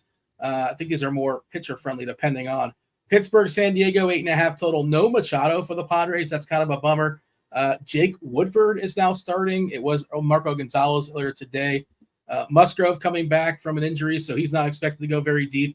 Going to be probably a pretty heavy bullpen game from like the 5th inning on, I would imagine. Where do you have the Pirates and the Padres? I think you have the Padres are certainly in play. I mean Jackson Merrill is ridiculous right now. I don't know how many people have been paying attention. Why is he hitting 6th behind like Donovan Solano? Like, what's that nonsense? I don't know. I don't know. Silly. Yeah, good point. However, I do. I mean, and without Machado, maybe it's obviously it loses some power, but I mean, you got guys who can hit homers. You got Merrill, you got Bogarts, you got Cronenworth, you got Profar. Araz could be a chopper's knocker. He could get there. The chopper's knocker. He needs like 9 events, to get there, but he can get there. So I'd put. I think they should be up there. I think the gutless Padres should be in the rounders. Okay. And I just wish Machado was playing. That's my big issue. But they're certainly cheaper if you want to make that argument. Correct. And the other side? And you can do that for like a mini too, obviously. The other side, Pitt, I'm not crazy about. You got a little Musgrove revenge here. Oh, yeah. But he can only pitch so many pitches, but yeah. Yeah. I mean, they could do it. Crazier things happen for sure. I just don't see the massive upside with them, but I think they're all right. You could put the last duel is fine. You could even make a case from like an ownership standpoint and a sneakiness standpoint to put them up on in the middle. Well, Musgrove's not going to be on. There's no leverage there. No, just that they're sneaky, not leverage. It's just sneaky. You know, like they're not going to be played much, low ownership, and they still have some guys who can put up some big scores. Colorado, Arizona, 8.5 total. Brandon Fott, a -310 favorite, taking on Bradley Blaylock. Ketel Marte is in this Arizona lineup today. Talked about that Colorado bullpen earlier. Only one lefty last I saw, unless they made a move, but Ty Block is down in AAA, so their long man lefty is not lurking. And the lefty they do have threw like 30 pitches yesterday. It might be rounding up, but he threw a lot of baseballs. Not saying he won't pitch, but it feels like the threat of pinch hit stuff is a little bit minimized with the current iteration of this Colorado bullpen. Rockies, D-backs, what do you got for me? I mean, you got to have the D-backs up there at the top. They're as hot as can be. You know, Corbin Carroll is sick of getting benched for lefties that he's now homering off of lefties. So you got to play Corbin Carroll, but so put him right up there against Good Will Hunting, and the White Sox are the Rockies. He's facing a righty today, just to be clear. Rockies are bottom of the but I'm just saying in general, he's leading off today, which is smart. The lineup looks as good as it has in a long time. They got the cheap catcher who's the best hitter in baseball. As you know, that I played on Friday night like a champ for 2K. I knew he was gonna crush Wheeler. I knew it. Del Castillo is going to make a lot of things work for you on DK, but same for everybody else. He'll be popular, but he's going to be popular, absolutely. And like all these guys have home run upside up till the last number 9 spot. Like this lineup has a lot of speed and power all throughout it. And they run the bases. And the Rockies bullpen is trash. Blaylock is a decent prospect for that the Brewers traded away. But he doesn't look very, very ready for the big at this point. So I don't expect much out of him. So yeah, up there in the top. Arizona all the way up top. You got Colorado in the did you have in the last duel? Did you move them, or is that where you put them? Or no, I put them down at I want them at the bottom. That's what I thought. Okay, I thought they were hanging out there with Bagger Vance. Okay, last game of the slate, a 6.5 total. Snell versus Sale. Basically a coin toss according to Vegas. Neither team has a team total above 3.3. Two of the best arms on the slate. How do you feel about the offenses? I mean, this, if you want to play the leverage game, you certainly can. Where are we putting the Braves and the Giants? That's it. That's the only reason you're playing them is for leverage if you're doing it. I'm not playing them. I could see it happening, but these are Blake Snell is I've said this before. He's in Cy Young, form right now. He hasn't, everyone says that Blake Snell walks, that they can come anytime. Sure. Throughout his career, that's a problem. But like I said, he hasn't walked 4 batters since like May 22nd or something. So giddy up with Blake Snell, giddy up with Chris Sale, and put the offenses down on the I think producer Steve is trying to force symmetry on us. So do you want to put him in the last duel? Do you like the symmetry? Yeah, the last duel. I'll take him out of the Sox because they're better offenses. First off, than the Sox and the Rockies, but also you get a little bit of leverage on the slate if that's what the kind of thing you're looking for. And it's crunch symmetry, time, which is beautiful. Yeah. It's like a work of art. Crunch time is knocking on the door. I'll give you a second to get your Juggalo bombs organized. The people hit the like button just enough. I was going to go ahead and give the rundown here as far as the board if you're just joining late, but I'm just staring at Violent J and I don't have the whole thing memorized. I believe it's Arizona and the Yankees all the way up top in the Good Will Hunting. Next category, of course, is Rounders. That's the Twins, Toronto, the Angels, San Diego. Right smack in the middle, the talented Mr. Ripley, Rangers, Sox, Red Sox. Milwaukee, Dodgers with the return of Betts. The last duel's got Kansas City, Pittsburgh, San Francisco, Atlanta. And all the way at the bottom, hanging out in Bagger Vance, Matt Damon, Charlie Steron. It's the White Sox and Colorado, which they're pretty used to the basement. We gave you enough time. Give the people some Juggalo bombs. Juggalo bomb number 1, Jazz Chisholm. Do we have a second one? Why would you put a number on it? I was really proud to say Juggalo bomb number 1. But you don't put a number on it. No, I have 2 and 3, but we didn't get enough likes. What? Are you serious? Yeah. That's outrageous. Maybe we can get them really, really quickly. How many more likes do we need? I don't know if you set a threshold. I didn't hear a threshold set. They got to get another 35 likes in the next few seconds here, else I can't give it. Okay, we'll say hello to Crunch Time, and then we'll see if somehow in the crossover we get a bump up. Otherwise, you're going to keep those to yourself. Without further ado, let's go ahead and bring in Kevin Roth, Dave Potts, TastefulTides Tim. It's Crunch Time.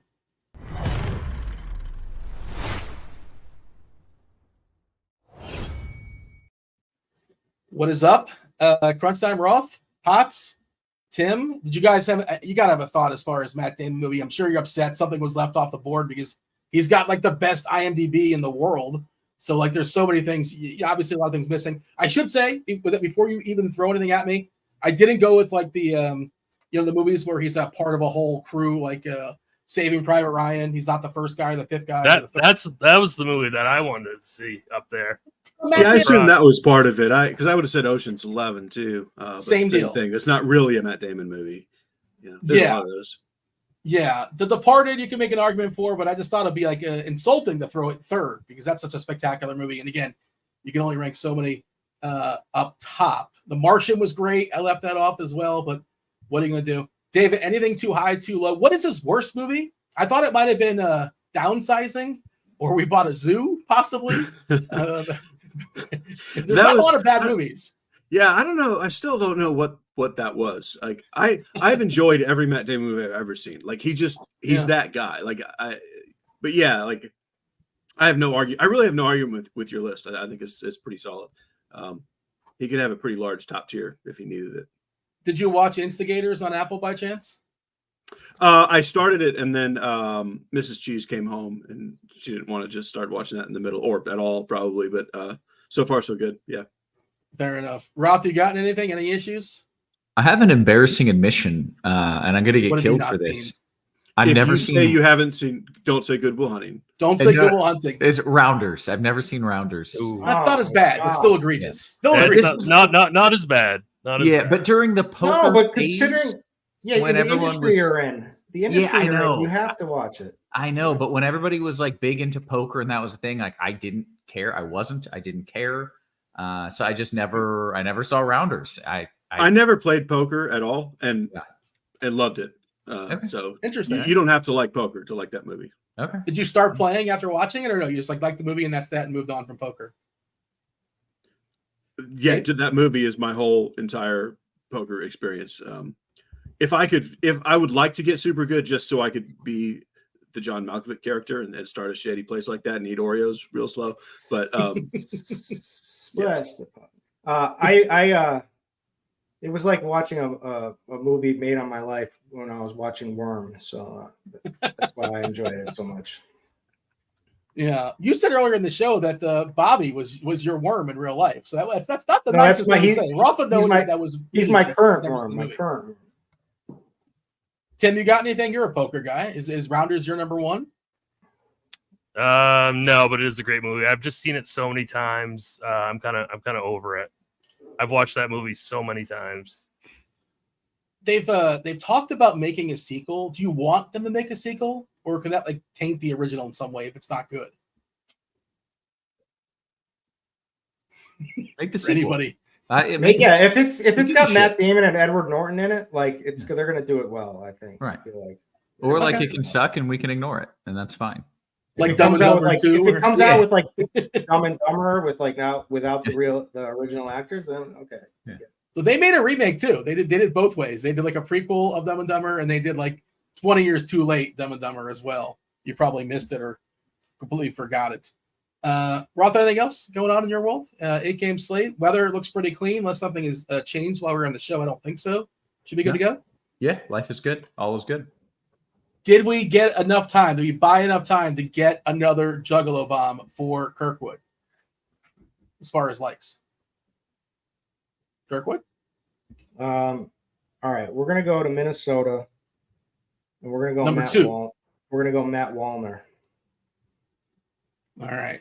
Okay. Say with the lowest confidence home run call I've ever heard. It's like the only one Dave can understand where I'm coming from. It's like I don't want to pick a homer, like Yeah, and so you got to pick kind of a weird one, but a weird one that could happen. And I'm totally with you. It's so uncomfortable. Yeah. And yet you do it with such efficiency sometimes. But then, spoiler, Roth is going to ask you for some homers later, and you're not going to like it. I'm going Matt Wallner for sure. How do you feel about Jazz Chisholm? You like him too? I do, actually. Yeah. All right. Myself, Kirkwood, we're going to see ourselves out. Do hit that like button. Do subscribe. Don't go anywhere. 40 minutes of MLB DFS conversation taking y'all up the lock. Me and Kirkwood are out. Roth, take it away. Good stuff. Welcome to it, ladies and gents. You know the drill. It's crunch time. We got two of the sharpest minds in the biz. When Kirkwood hit my Juggalo bomb number 1 is, and then said a name, and then didn't follow it up with number 2, I died laughing, by the way. I was just off camera. That guy, I don't know, something about him. He cracks me up. Welcome to it, ladies and gents. Let's go. Let's do it. We got Dave Potts. Cheeseisgood in the house. What up, Cheese? Not too much. Good, fun Monday slate here. It's we got everything you want. I have a business proposition for you, which is weird. I'm not going to do it here. I'm just. I'm on board. I'm on board. I'm all in. Okay. No. Can we do it? Can we do it here? Yeah. Okay, fine. We'll do it here. I had a friend who reached out and said, I need someone who specializes in baseball, who is a great DFS player, to help me. And I was like, well, that's probably Cheese. Like, that's your specialty, right? You specialize in baseball. That's fair to say. It is fair to say. Yeah. And I was like, all right, I can ask. I hate helping people. He was like, obviously I would pay. And I was like, well, I mean, I don't know, like I'll ask Cheese at least. Now we're doing it in public, Yeah. But that is a thing that I do. I do cool. help people. We'll talk about helping people in a little bit. In the meantime, we also have holy shit. My chair I almost just ate it backwards. Anyways, we got TastefulTides, Tim in the house as well. What up? How are you? You get a fresh haircut?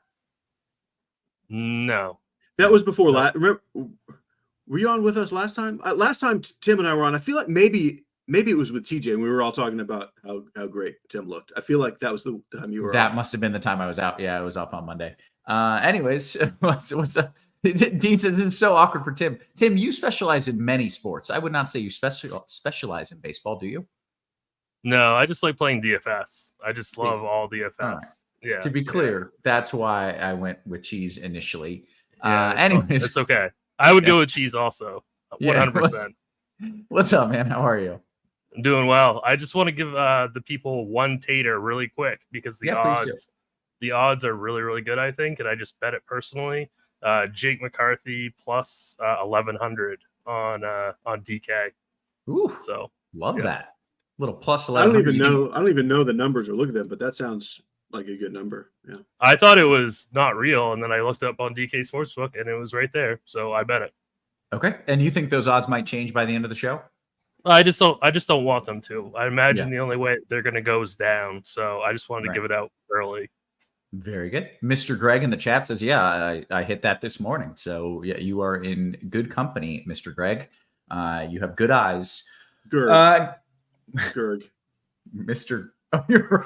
Yeah, it's Gerg. It's Gerg. How dare you call him Mr. Greg? I just assumed, apologies, Mr. Gerg, for that mistake.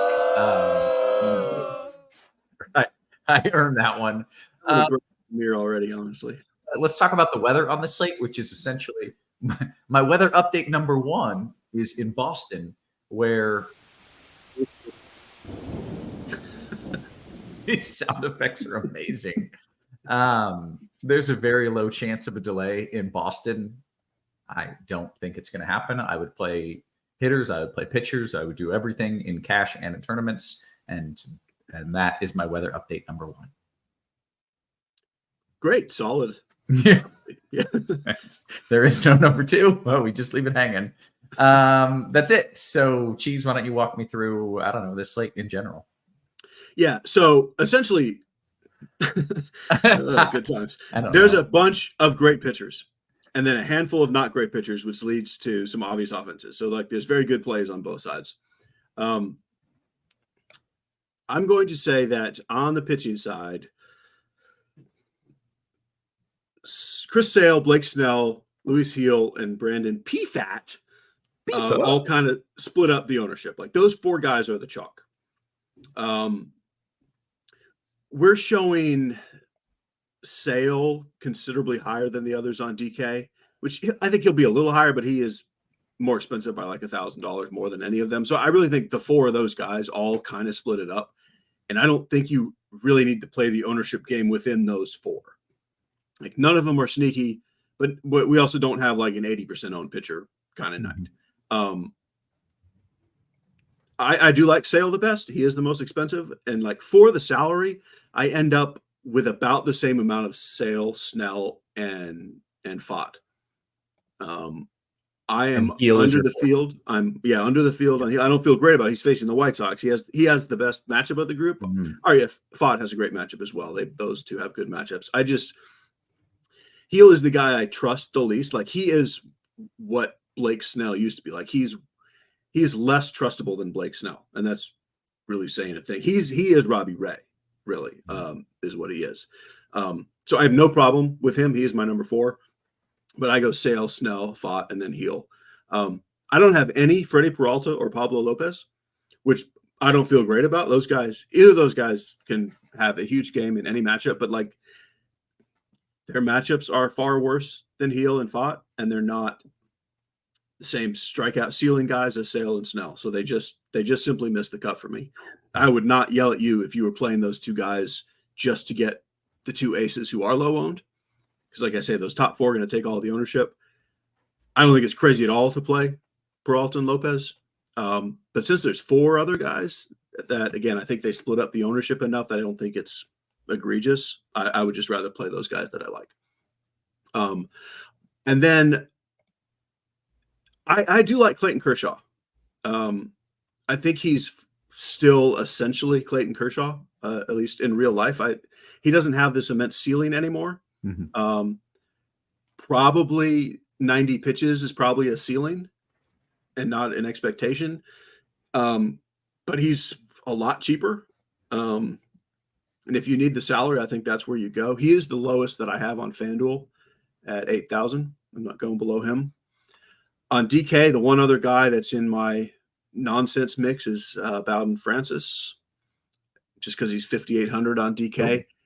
He's something moderately close to an average pitcher, and he has something close to an average matchup. Like I think he's fine. Can he get Ks?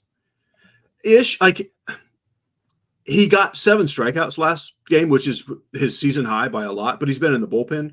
I think he can get 5 or 6 Ks. Okay. In 5 or 6 innings. I mean, it's like, and he does have downside. Like, there's nothing great about this. It's just that he's cheap. Yeah.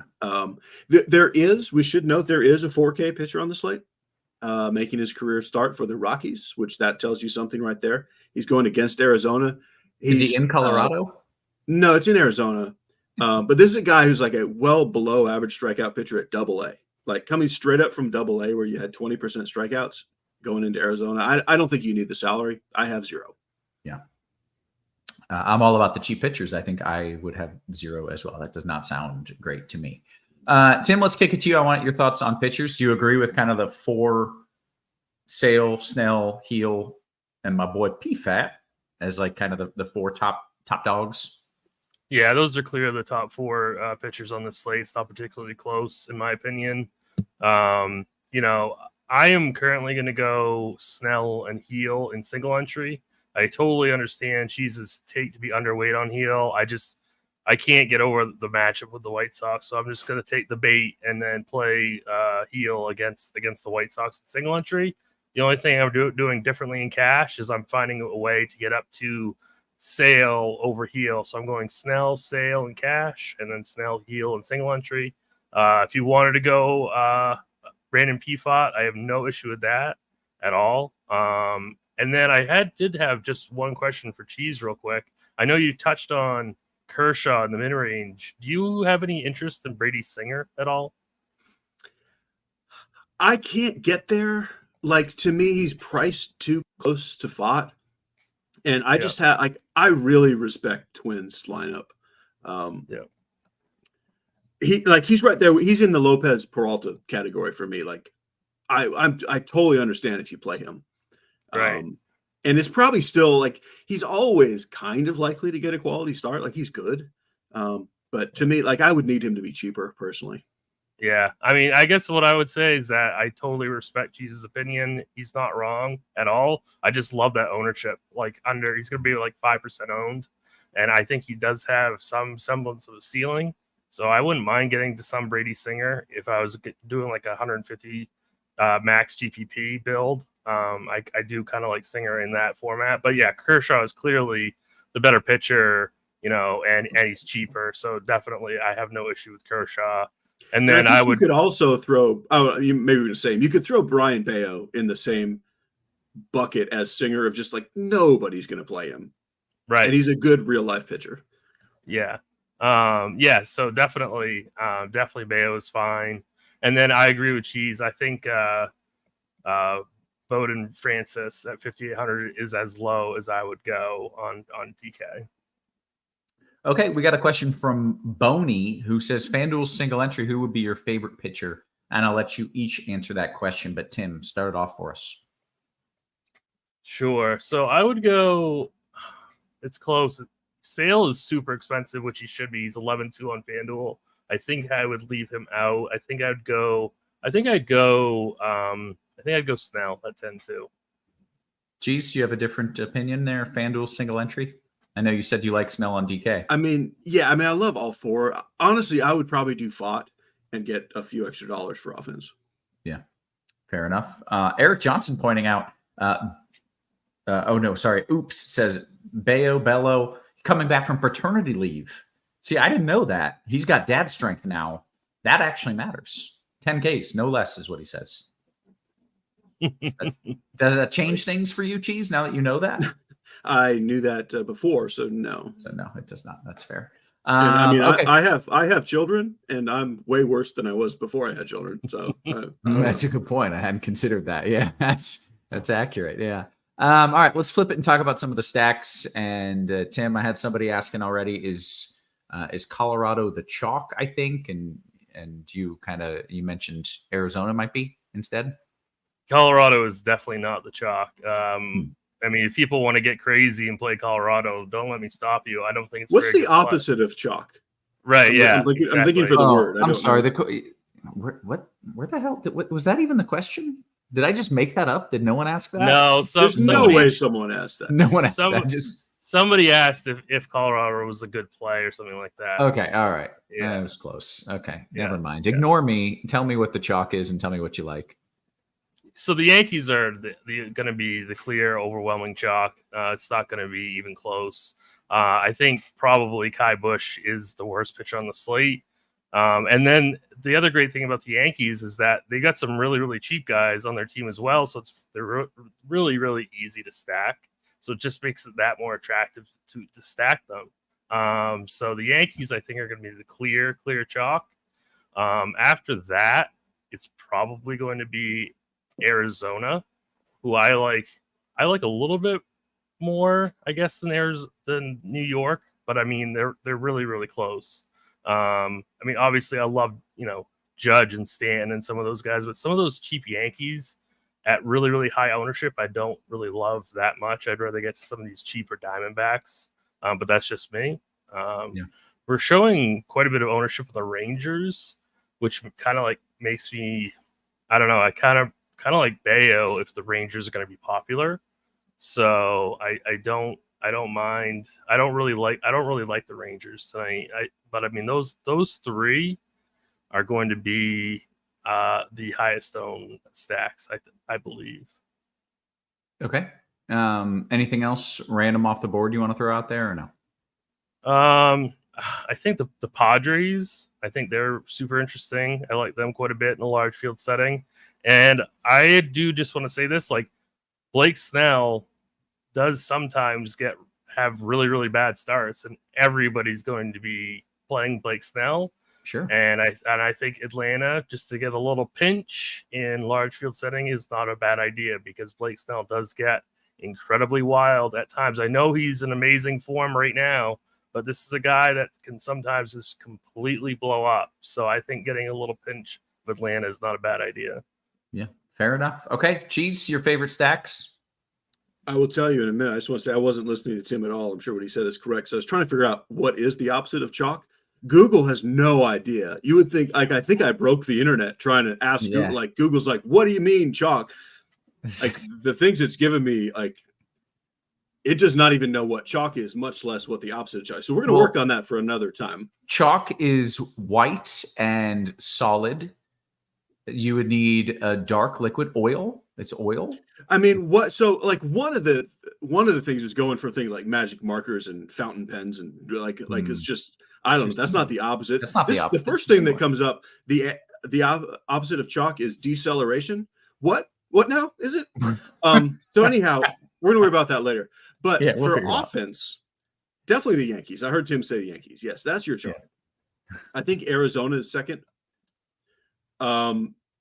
And then I think it gets kind of spread out. There's some individual bats here and there that are chalky. But I don't think there's another stack that's super chalky.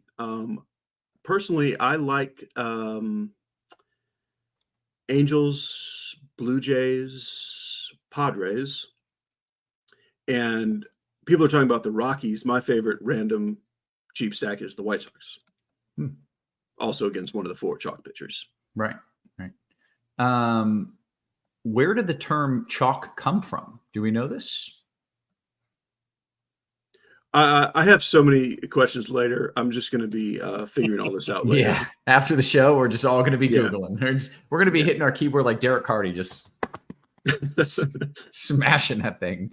Okay, let's go around the horn. Let's talk position by position. By the way, make sure you're jumping in the RG Discord if you have any questions. I'm going to start there first, and then I will work my way to the YouTube channel. So hit us with the thumbs up. But if you get in the Discord, you get your questions answered first that way. So I highly recommend you do it. Let's go around the horn. Cheese, we're starting a catcher. I don't know if the big dumper's playing, but all that freaking dude does is hit home runs, so I hope so. He's not playing today. No, all he does is hit 2 home runs per day. Yeah, like all the time. He's so good. So you'll recall last time we were on a show, there was the random 2K catcher for Arizona, and we said hopefully he'll still be 2K next time. He's 2,100. And he's the chalk. I think he'll be the highest owned player on the slate. He hit a walk-off home run in that game in the bottom of the 9th walk-off homer. Well, you talked about how you liked him, but it was just the wrong matchup. He was against a really good pitcher that one night. And he even got it. He got a hit off Wheeler, but he hit a walk-off homer off the Phillies bullpen. Like, that's just heroic stuff. Yeah. But I think he is the most popular player on the whole slate on DK. I like Logan O'Hoppe a lot. And I do like Austin Wells because I think he's one of the guys that gets left out even of some Yankee stacks, because the way to get the Yankee stack with Judge Soto is to play Del Castillo. So I think that's the chalk build is Yankee stack with the Arizona catcher, which makes me want to play Wells in a Yankee stack. But essentially, other than O'Hoppe, I'm just playing Del Castillo. Yeah. Well, speaking of him being the chalk, Peter says, and a few other people saying chalk comes from horse races. The chalkboard there, Peter kind of did it really nicely. Chalk comes from horse racing. The favorite horse's odds had to be updated the most and used more chalk. So that horse was the chalk. That's fascinating and fantastic. I'm not going to look that up just in case it's not true. I'm sure that is. We're just gonna roll with that. We're just gonna go with that. Yeah, that is forever the truth. Yes, I like it. I'm sticking with that for life. Okay. What are your thoughts here? Let's see. Yeah, other people saying that is correct. Maybe they're just Googling. Maybe they truly know this. Writing odds in chalk. Yeah, I kind of like the horse explanation. I like that. I'm sticking with that. Tim, what are you doing here at catcher? Yeah, Del Castillo is clearly your cash game catcher, Sun and close. The only other catcher that Cheese didn't mention that I have a little bit of interest, other than, like Cheese said, O'Hoppe and Wells. I don't mind Alejandro Kirk at 3,100. I don't mind a couple of Blue Jays bats, so Kirk would be one of them. But really, Cheese nailed it. Del Castillo, Wells, O'Hoppe are your best 3 catchers, and then I would just throw in Alejandro Kirk. Okay, how about first base? Yeah, so cash games, I think it's Josh Bell, should be your first baseman. Really like that price tag. Really like the matchup. Really like the lineup spot. 3,500 is very, very cheap. So it's, incredibly easy to get to, Snell and Sale and play these cheap Arizona bats in cash. So like, I'm going to be mentioning a ton of Arizona bats on this program. I think to get a little bit different, I think you could go with like a Reese Hoskins. I see that he's tagged in lineup HQ. I kind of don't mind that. And then I think you could like pay up for like someone like Shohei Ohtani, who I don't think anybody's going to play tonight. Like Vlad Guerrero also, he's going to be around 5%. So like paying up to get different as like a one-off at first base, I think is a really good GPP strategy. Okay. Cheese, your thoughts at first? Pretty similar. I am playing both Ohapi and Del Castillo on FanDuel, along with Josh Bell, who I think is the chalk and probably the cash game play on both sites. I agree with spend up to be different is pretty interesting here with Ohtani and Vlad. You can throw Vinny P in there as well. Like those guys, Ohtani and Vinny P in particular, they're facing good pitchers, but they can hit bombs. So what? Yeah. A lot of people are facing good pitchers. Like if you don't want to play against good pitchers, you have a super small pool. So at some point, you're going to need to play somebody against a good pitcher. I don't think there's anything else I particularly need to point out at first base. Okay. Second base. So we have very clear plays on the chalky teams. Like if you're spending up, it's Marte, and if you're not spending up, it's Torres.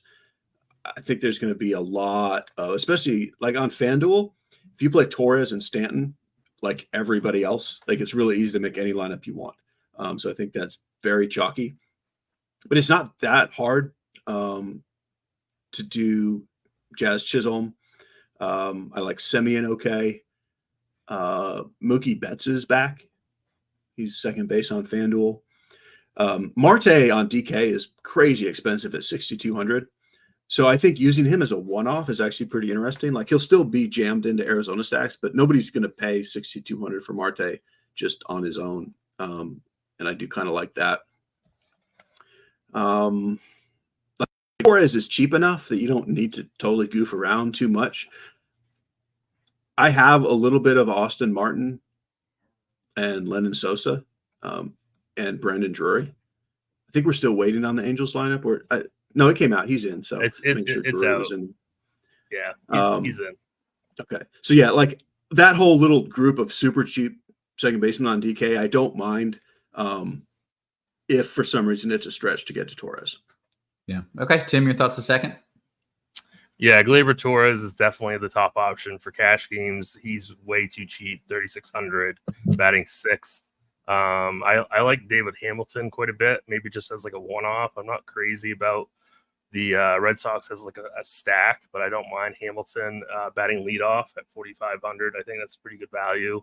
Michael Massey at 4K, again, batting leadoff. I think he's a good tournament pivot, right around that same price tag as Torres. Should come in extremely low owned. I was going to say the exact same thing about Marte. Jamming him in as a one-off, I think is a great play. And then Brandon Drury, if you really need the salary, which you might, because second base, I don't think there's a ton of opportunity cost at second. So if you want to just punt it with Drury, I think that's okay too. Yeah, looks like he is the third highest owned according to the projection. So you would not be alone in that. Take me to third base, Tim. Yeah, so I think Kirkwood made a really good call on Jazz Chisholm, batting seventh at 3% owned on the best stack on the night. Incredibly talented hitter. That was a great call by him. I think you should take advantage of that and make sure to get him in to your Yankee stacks if you have the money. I think that was just a really, really sharp thing to say by Kirky. Hey, stop talking about Kirky. He's not even here. You don't have to compliment him. He's not even watching. He's not even that's watching. That's true. He's probably not. Yeah, sorry about that. Anyway, point one, he's not even watching. I'll take credit for it then. So, all right. If you don't want to do that, I think paying up for Devers, I think is a pretty smart, a good play also. 6K. Suarez, if you want to go cheaper, part of that Arizona stack, I like quite a bit at 3,800. One Colorado bat that I think is kind of interesting is Ryan McMahon at 41. I think he's a pretty solid play. DJ LeMahieu at 2,500. Like I was mentioning, some of these cheaper Yankees bats that I hate for tournaments, he's looking in like he's going to be 20% owned. If DJ LeMahieu beats me, he beats me. I don't want any part of that. So I think that's way too high to play somebody like that. If you want to punt the position, I'd rather go Donovan Solano at 2,900. So I'm not going to be playing DJ LeMahieu in my single entry or my cash game team, even though he's so cheap. Love that. Taking a stand. Good stuff. All right. Cheese, I want your thoughts at third. Also, I want to note Kirkwood is amazing. Big fan. I'm a big fan of Kirkwood. He's probably not watching, but just wanted to point out I'm a big fan. Just in general, it's good to note that we're all fans. That's all. Third base. Cheese, what do you got? Yeah. I'll kind of add on to that. Like, I like the idea of an entire, like, sort of lefty / bottom of the lineup Yankee stack. Like, this is the top stack on the night by a lot. But everyone's going to play Judge, Stanton, and Torres. Mm-hmm. Like, play Soto instead of Judge, and then play Wells, Chisholm, and Verdugo. And you have can the stack the Yankees without Judge? You can do that? Of course you can. All he does is hit bombs. Although I've heard now they're walking him. Or get walked. Yeah. Yep. Like, he gets walked 4 times and scores a couple runs. You don't want that for $6,900. Yeah. So, yeah, it's not crazy even a little bit to stack them without Judge. Okay. I also love Devers as a spend up and Royce Lewis. I think Devers will get a good amount of ownership. The one thing that we're showing that I don't agree with at all is low ownership on Suarez. I think Eugenio Suarez gets a lot of ownership. Honestly, I think he's the most popular third baseman. Yeah, so that's just what I'm going with. Yeah. Okay. Then take me to shortstop. We don't have all of the usual guys, and like it's a tougher matchup for Bobby Witt, and he's still super expensive. So that's kind of like Ohtani. Like, play just superstar elite hitters even when they're facing good pitchers. I do like Witt, but for the salary, Seager and O'Neal Cruz are definitely my favorite plays here. I assume Seager will be very popular, and I'm fine with that. I'm playing him, but I do like pivoting to Cruz a little bit. Joe Musgrove is fresh off the IL, probably throws 3 or 4 innings, and the Padres bullpen is pretty worn out, so I don't mind that. We have most of the same like super random, very cheap guys on DraftKings, like Brooks Baldwin, or like assuming Clement and Leo Jimenez are in the Blue Jays lineup, you can play them. And then Volpe is like same price as Torres on DK. And I don't think he's one of the main Yankees in most stacks, so I don't mind him. Okay. Tim, your thoughts at short? Yeah, I'm not huge. I mean, obviously I love Corey Seager most of, every time he plays. I'm not huge on him tonight. I'd rather go a little bit lower. I already mentioned David Hamilton at second. You can play him at short. We just got a Blue Jays lineup, which is very different than what we had projected. Ernie Clement's batting leadoff at 2,900. So I think that's an interesting play, maybe just for cash games. I think Zach Neto for GBPs at 4,600, I think is fine. Anthony Volpe, I don't love it, but I mean, obviously part of your Yankee stack at 3,700, I think he's okay. And then I'm kind of excited to see like what Bobby Witt's ownership's going to be. Like, if he's really going to be 4%, then I think you should be clicking that as a one-off in GPP format. And Tim, did you mention you liked Toronto earlier? Was that one of the teams that you had brought up like towards the end? Yeah, I mean, they're not anywhere near like the Yankees or Arizona. I also like the Padres quite a bit, but like the Blue Jays are right there. And I got to look over this lineup again. It's a weird line. Is Wagner in the player pool? I don't think so, Dave. I was just looking that up. I don't think he is. So, That makes if he was, he'd probably be minimum salary. He's not like a rookie who should have like a crazy good batting average. Like he doesn't strike out at all. But yeah, I would be surprised. It would have been weird if they had him in the player pool. So yeah, Derek in chat, he knows what's going on. Wider's not in the pool, so Bummer. Yeah. Okay, take me to the outfield, or if you had thoughts to finish there, go for it. No, that's fine. Giancarlo Stanton, 4,600. He's a must-play in cash. He's going to be very, very popular in tournaments as well. 4,600 in this matchup is far too cheap. And then we've already discussed this whole, playing lefties over the righties, like Juan Soto over Judge. Obviously, if you want to play Judge and Soto in the same lineup, obviously that's fine. But these Yankees outfielders are in absolute smash spots. So love them quite a bit. I really love pivoting. Like, I think Corbin Carroll's going to be higher owned than Jock, but I kind of like Jock more. So I like Jock Peterson quite a bit at 4,200. Dalton Varsho, I believe, is batting second in that Toronto lineup, if I remember correctly. We just got that out, but I love Dalton Varsho tonight at 3,700 for like a mid-range play. Jake McCarthy at 3,900. We already bet his home run prop earlier in the show. I love him as part of a stack. So yeah, definitely there's quite a few options in all like price points. But really, like, I don't want to go super, super low at the outfield position. I want to keep it kind of like either paying up for like premium bats or staying that mid 3K range. Oh, and then Jackson Merrill, he's going to be completely forgot about on this slate at 4,500. I love him as a one-off. Did he just hit a bomb? What was it, last night or something? Or He's hitting bombs like every day. Okay, it's just what he does now. Okay. Cheese, talk to me about your thoughts in the outfield. Pretty similar, like very obviously the Yankees. Stanton is $2,900 on FanDuel and will be like 93% owned. Yeah. I mean, really like 35, but like he's definitely the chalk, whatever that means, on FanDuel. I like the same mid-tier guys that Tim mentioned. I also like Jock over Carroll if I just have to pick one, and I love Varsho at that price. I've got a few twins here and there in the outfield. I like those lefties a little bit. I think a spend up to be totally different is Brian Reynolds.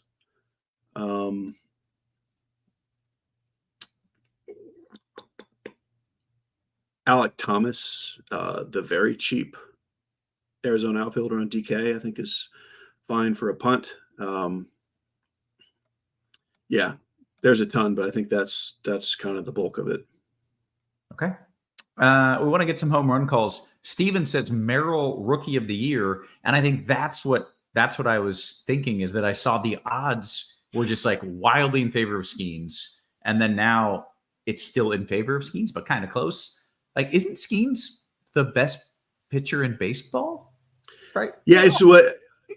Like, you never know how voters going to judge. Like, since he didn't play the whole season and Merrill did, and someone's going to use that as a reason to vote for Merrill. But one of them is Skeens, probably the best pitcher in baseball. Right. Like, it would be silly.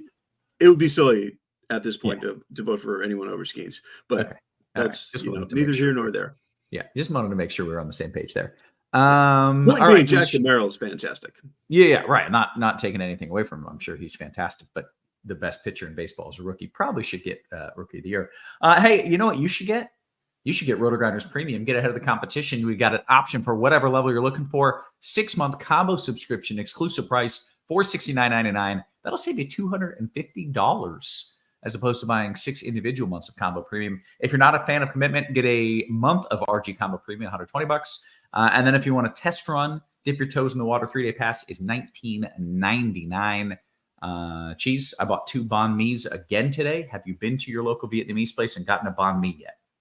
I sure have not. No, I apologize.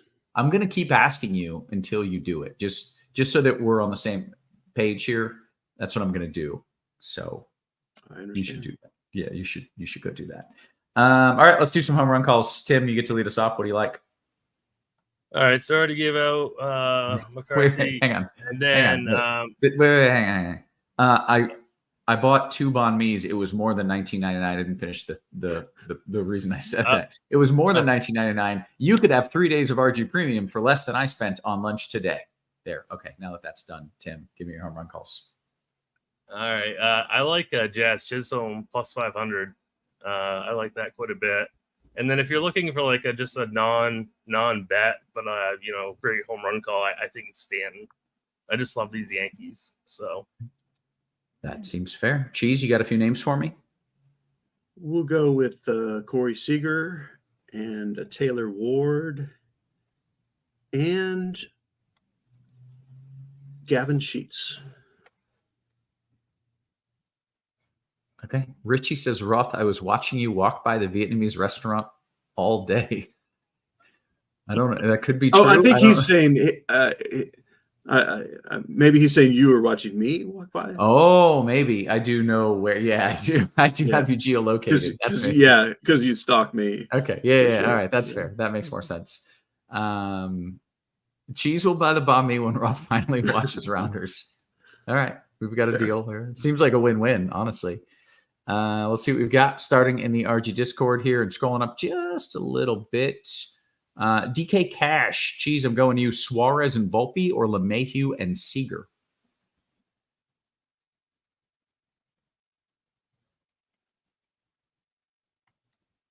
Did we lose LeMahieu and Seager? Oh, okay. Right. No, it's just like I hate having to say LeMahieu, but I lean that way. Yeah. Okay.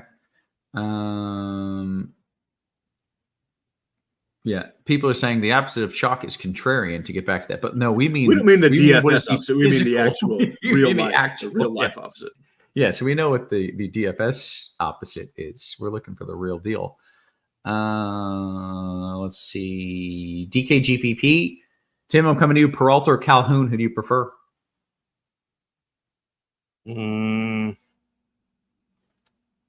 I guess Peralta. Okay. JT Money says, Tim, 3 lineups, 3 different pitchers on FanDuel. Also, Roth, any weather concerns? The answer to that part of your question is no. 3 FanDuel lineups, 3 different pitchers. What do you like, Tim? Snell, Bott, and I guess Sale. Okay. Cheese, Soto, or Ohtani, last piece in a FanDuel GPP.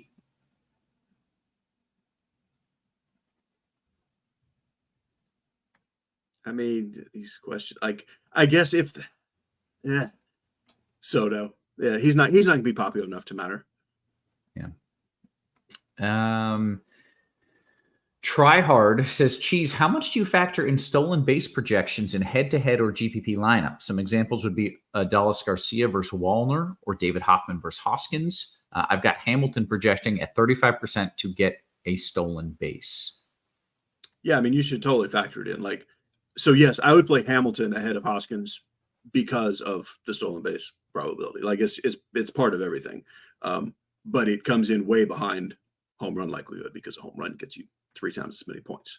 But yeah, it's absolutely in there. Yeah. But also our projections include stolen base projections. Yeah. If you're using a projection system, that's already in there. Yeah. Yeah. You don't want to double count things. Let's see. Someone says the opposite of chalk could be considered ink because chalk is a solid substance used for writing. That's what I said. That's kind of like what Google was leaning towards. That's where I went. Their third choice. Yeah. Yeah. Good job on the likes today. Can we get 79 more before lock? I'm gonna guess no, but we could get like 7 to 9 more. That would be great if 7 to 9 of you could push that thumbs up. That would be excellent. I don't know where we stand, but go ahead, hit that thumbs up for us. Favorite pitcher, Cheese, in a FanDuel GPP. What do you got? I mean, it depends on your salary range. I guess I'll say Fott, but it could be Sale or Snell or Fott or Kershaw. Okay. A. Soren says, Tim, DK Cash, I want to play Seager and Judge. However, I don't think I get to Stanton then. Am I doing it wrong in cash to not have Stanton? Yeah, you are. I think personally, I'm getting off of Seager. And let me second that. Like, I love Seager way more than Tim, but I would agree. Like in cash, you just play Stanton. Yeah. Okay. Tim, back to you with a question from Ficknostrom here in a DK GPP. Heel and Carroll or Snell and Peterson with a Yankee stack? I mean, they're both really, really good. I guess the Snell one. Okay. We are like a minute from lock, I believe, or damn near. Is lock at 5 after today, Cheese? Do we know? I believe it's 10 after. Oh, we got oodles of time. Nice try, Roth. Well, when I saw the Yankees, I was like, "Oh, are the Yankees at home? Does that mean we're gonna get a start?" No, all right, all right. Plenty of time then. Blink 182 says, "Cheese large field DK tournament. I'm using one lineup, which already might be a problem. Arizona full man stack. Can I have Fitzgerald as a one-off at short? I'm not using Sale." You can. I wouldn't, but you can. Like, I would just rather play Seager or O'Neal Cruz, and they're all kind of the same salary. But sure, I mean, you can. Okay, we'll go to Sherman's Tanks. Cheese, FanDuel Cash, Snell, LeMahieu, or PFAT and Jazz. Either Yankee would complete my stack in that spot. I would Fott and Jazz. Okay.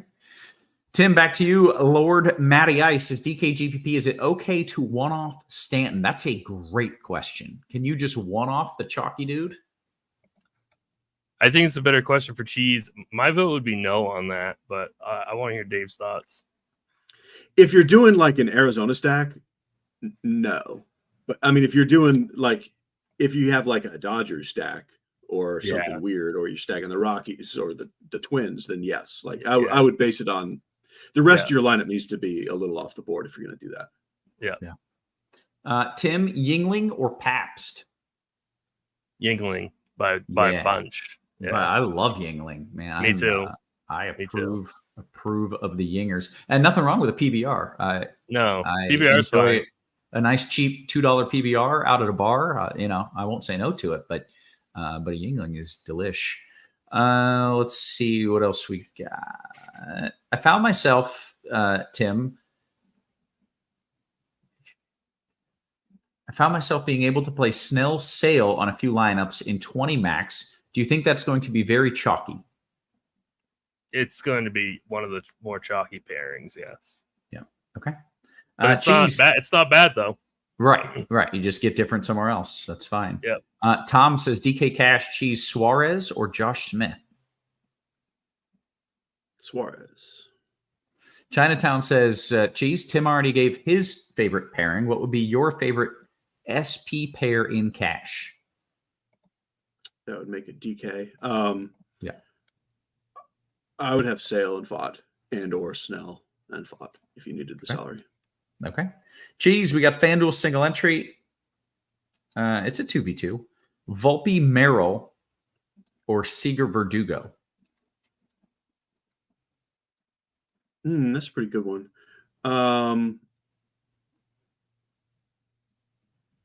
Seager Verdugo. Okay, great. Tim, which of the 3 Yankees outfielders would you leave off your stack first in FanDuel single entry? Is it Judge? Are you crazy? Is it Judge? Is he in the outfield? Yeah, he's definitely in the outfield. Yeah. It might be Judge. And then get different by playing Soto. You have chalky Stanton. I mean, I don't mind fading Judge. The mad Verdugo disrespect is uncalled for. Which of the 3 Yanks outfielders? There's 4. Yeah, come on now. Don't disrespect Verdugo. Eric says Judge is going to homer, but they don't pitch to him. That's the new thing, is nobody's pitching to him over the last. Yeah, well, the real thing is if Judge homers, whoop-de-doo for $6,900. Like, you get to that price, a home run doesn't really help you. I mean, it's fine, but you need more than that. Yeah. I think he needs to exceed 20 DK points for him to hurt you. So like 14 is not going to be enough. That's just my opinion. Look at this tweet that just came in. Grady Sizemore said, we're going to be extremely careful. That guy does a lot of damage. Speaking of Judge. So he's going to be getting they're just gonna straight walk the dude. Like that's the thing. He's getting the Barry Bonds treatment, man. Yeah, it doesn't shock me. Yeah. Also, really lame. It shouldn't. I realized that even if it wasn't allowed, it would still, they could just kind of pitch around a guy, but really lame. Like it just ruins a lot of the fun of what baseball is. Shouldn't. There used to really, be. They can say they're going to do it, but you still can't really do it. I mean, Stanton's behind him. Right. It's situationally. Yeah. There's a lot of times. What are you going to do? Yeah. Right. Yeah. Eric says judge over walk. I wonder what it's probably. I would assume generally it would be like 0.5, but I wonder if the line is like even money, like 1.5. Yeah. Yeah. I'd be interested to see what that is. Tim, do you happen to have that available or no? I'm looking for it right now. I don't know if I'm gonna be able to find it in time. Oh, here we go. Alan says 1.5 plus 170. So if he gets 2 walks plus 170. That's not horrible. I don't know if I do it, but it's close. I mean, after the manager said we're going to walk the guy, like, okay. Hey, guess what? We hit the lock. We did all the things. Yeah, worth noting. Total bases. Yeah, if you're betting total bases, walks don't count. I didn't realize that actually. Yeah, walks don't count. They should make a new term for it because a walk, it does give you a base. It gives you a base. The disrespect for walks in baseball in general, like you don't get enough points in DFS for a walk.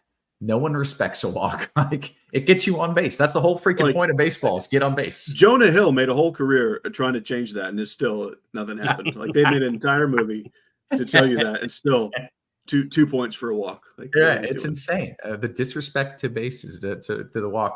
Okay, hey, we did the thing. We did all the things, in fact. So for Tim, for Cheese, for our wonderful production crew, always working hard behind the scenes, guys, we appreciate you. We love you, and we will catch you tomorrow. You have been crunched.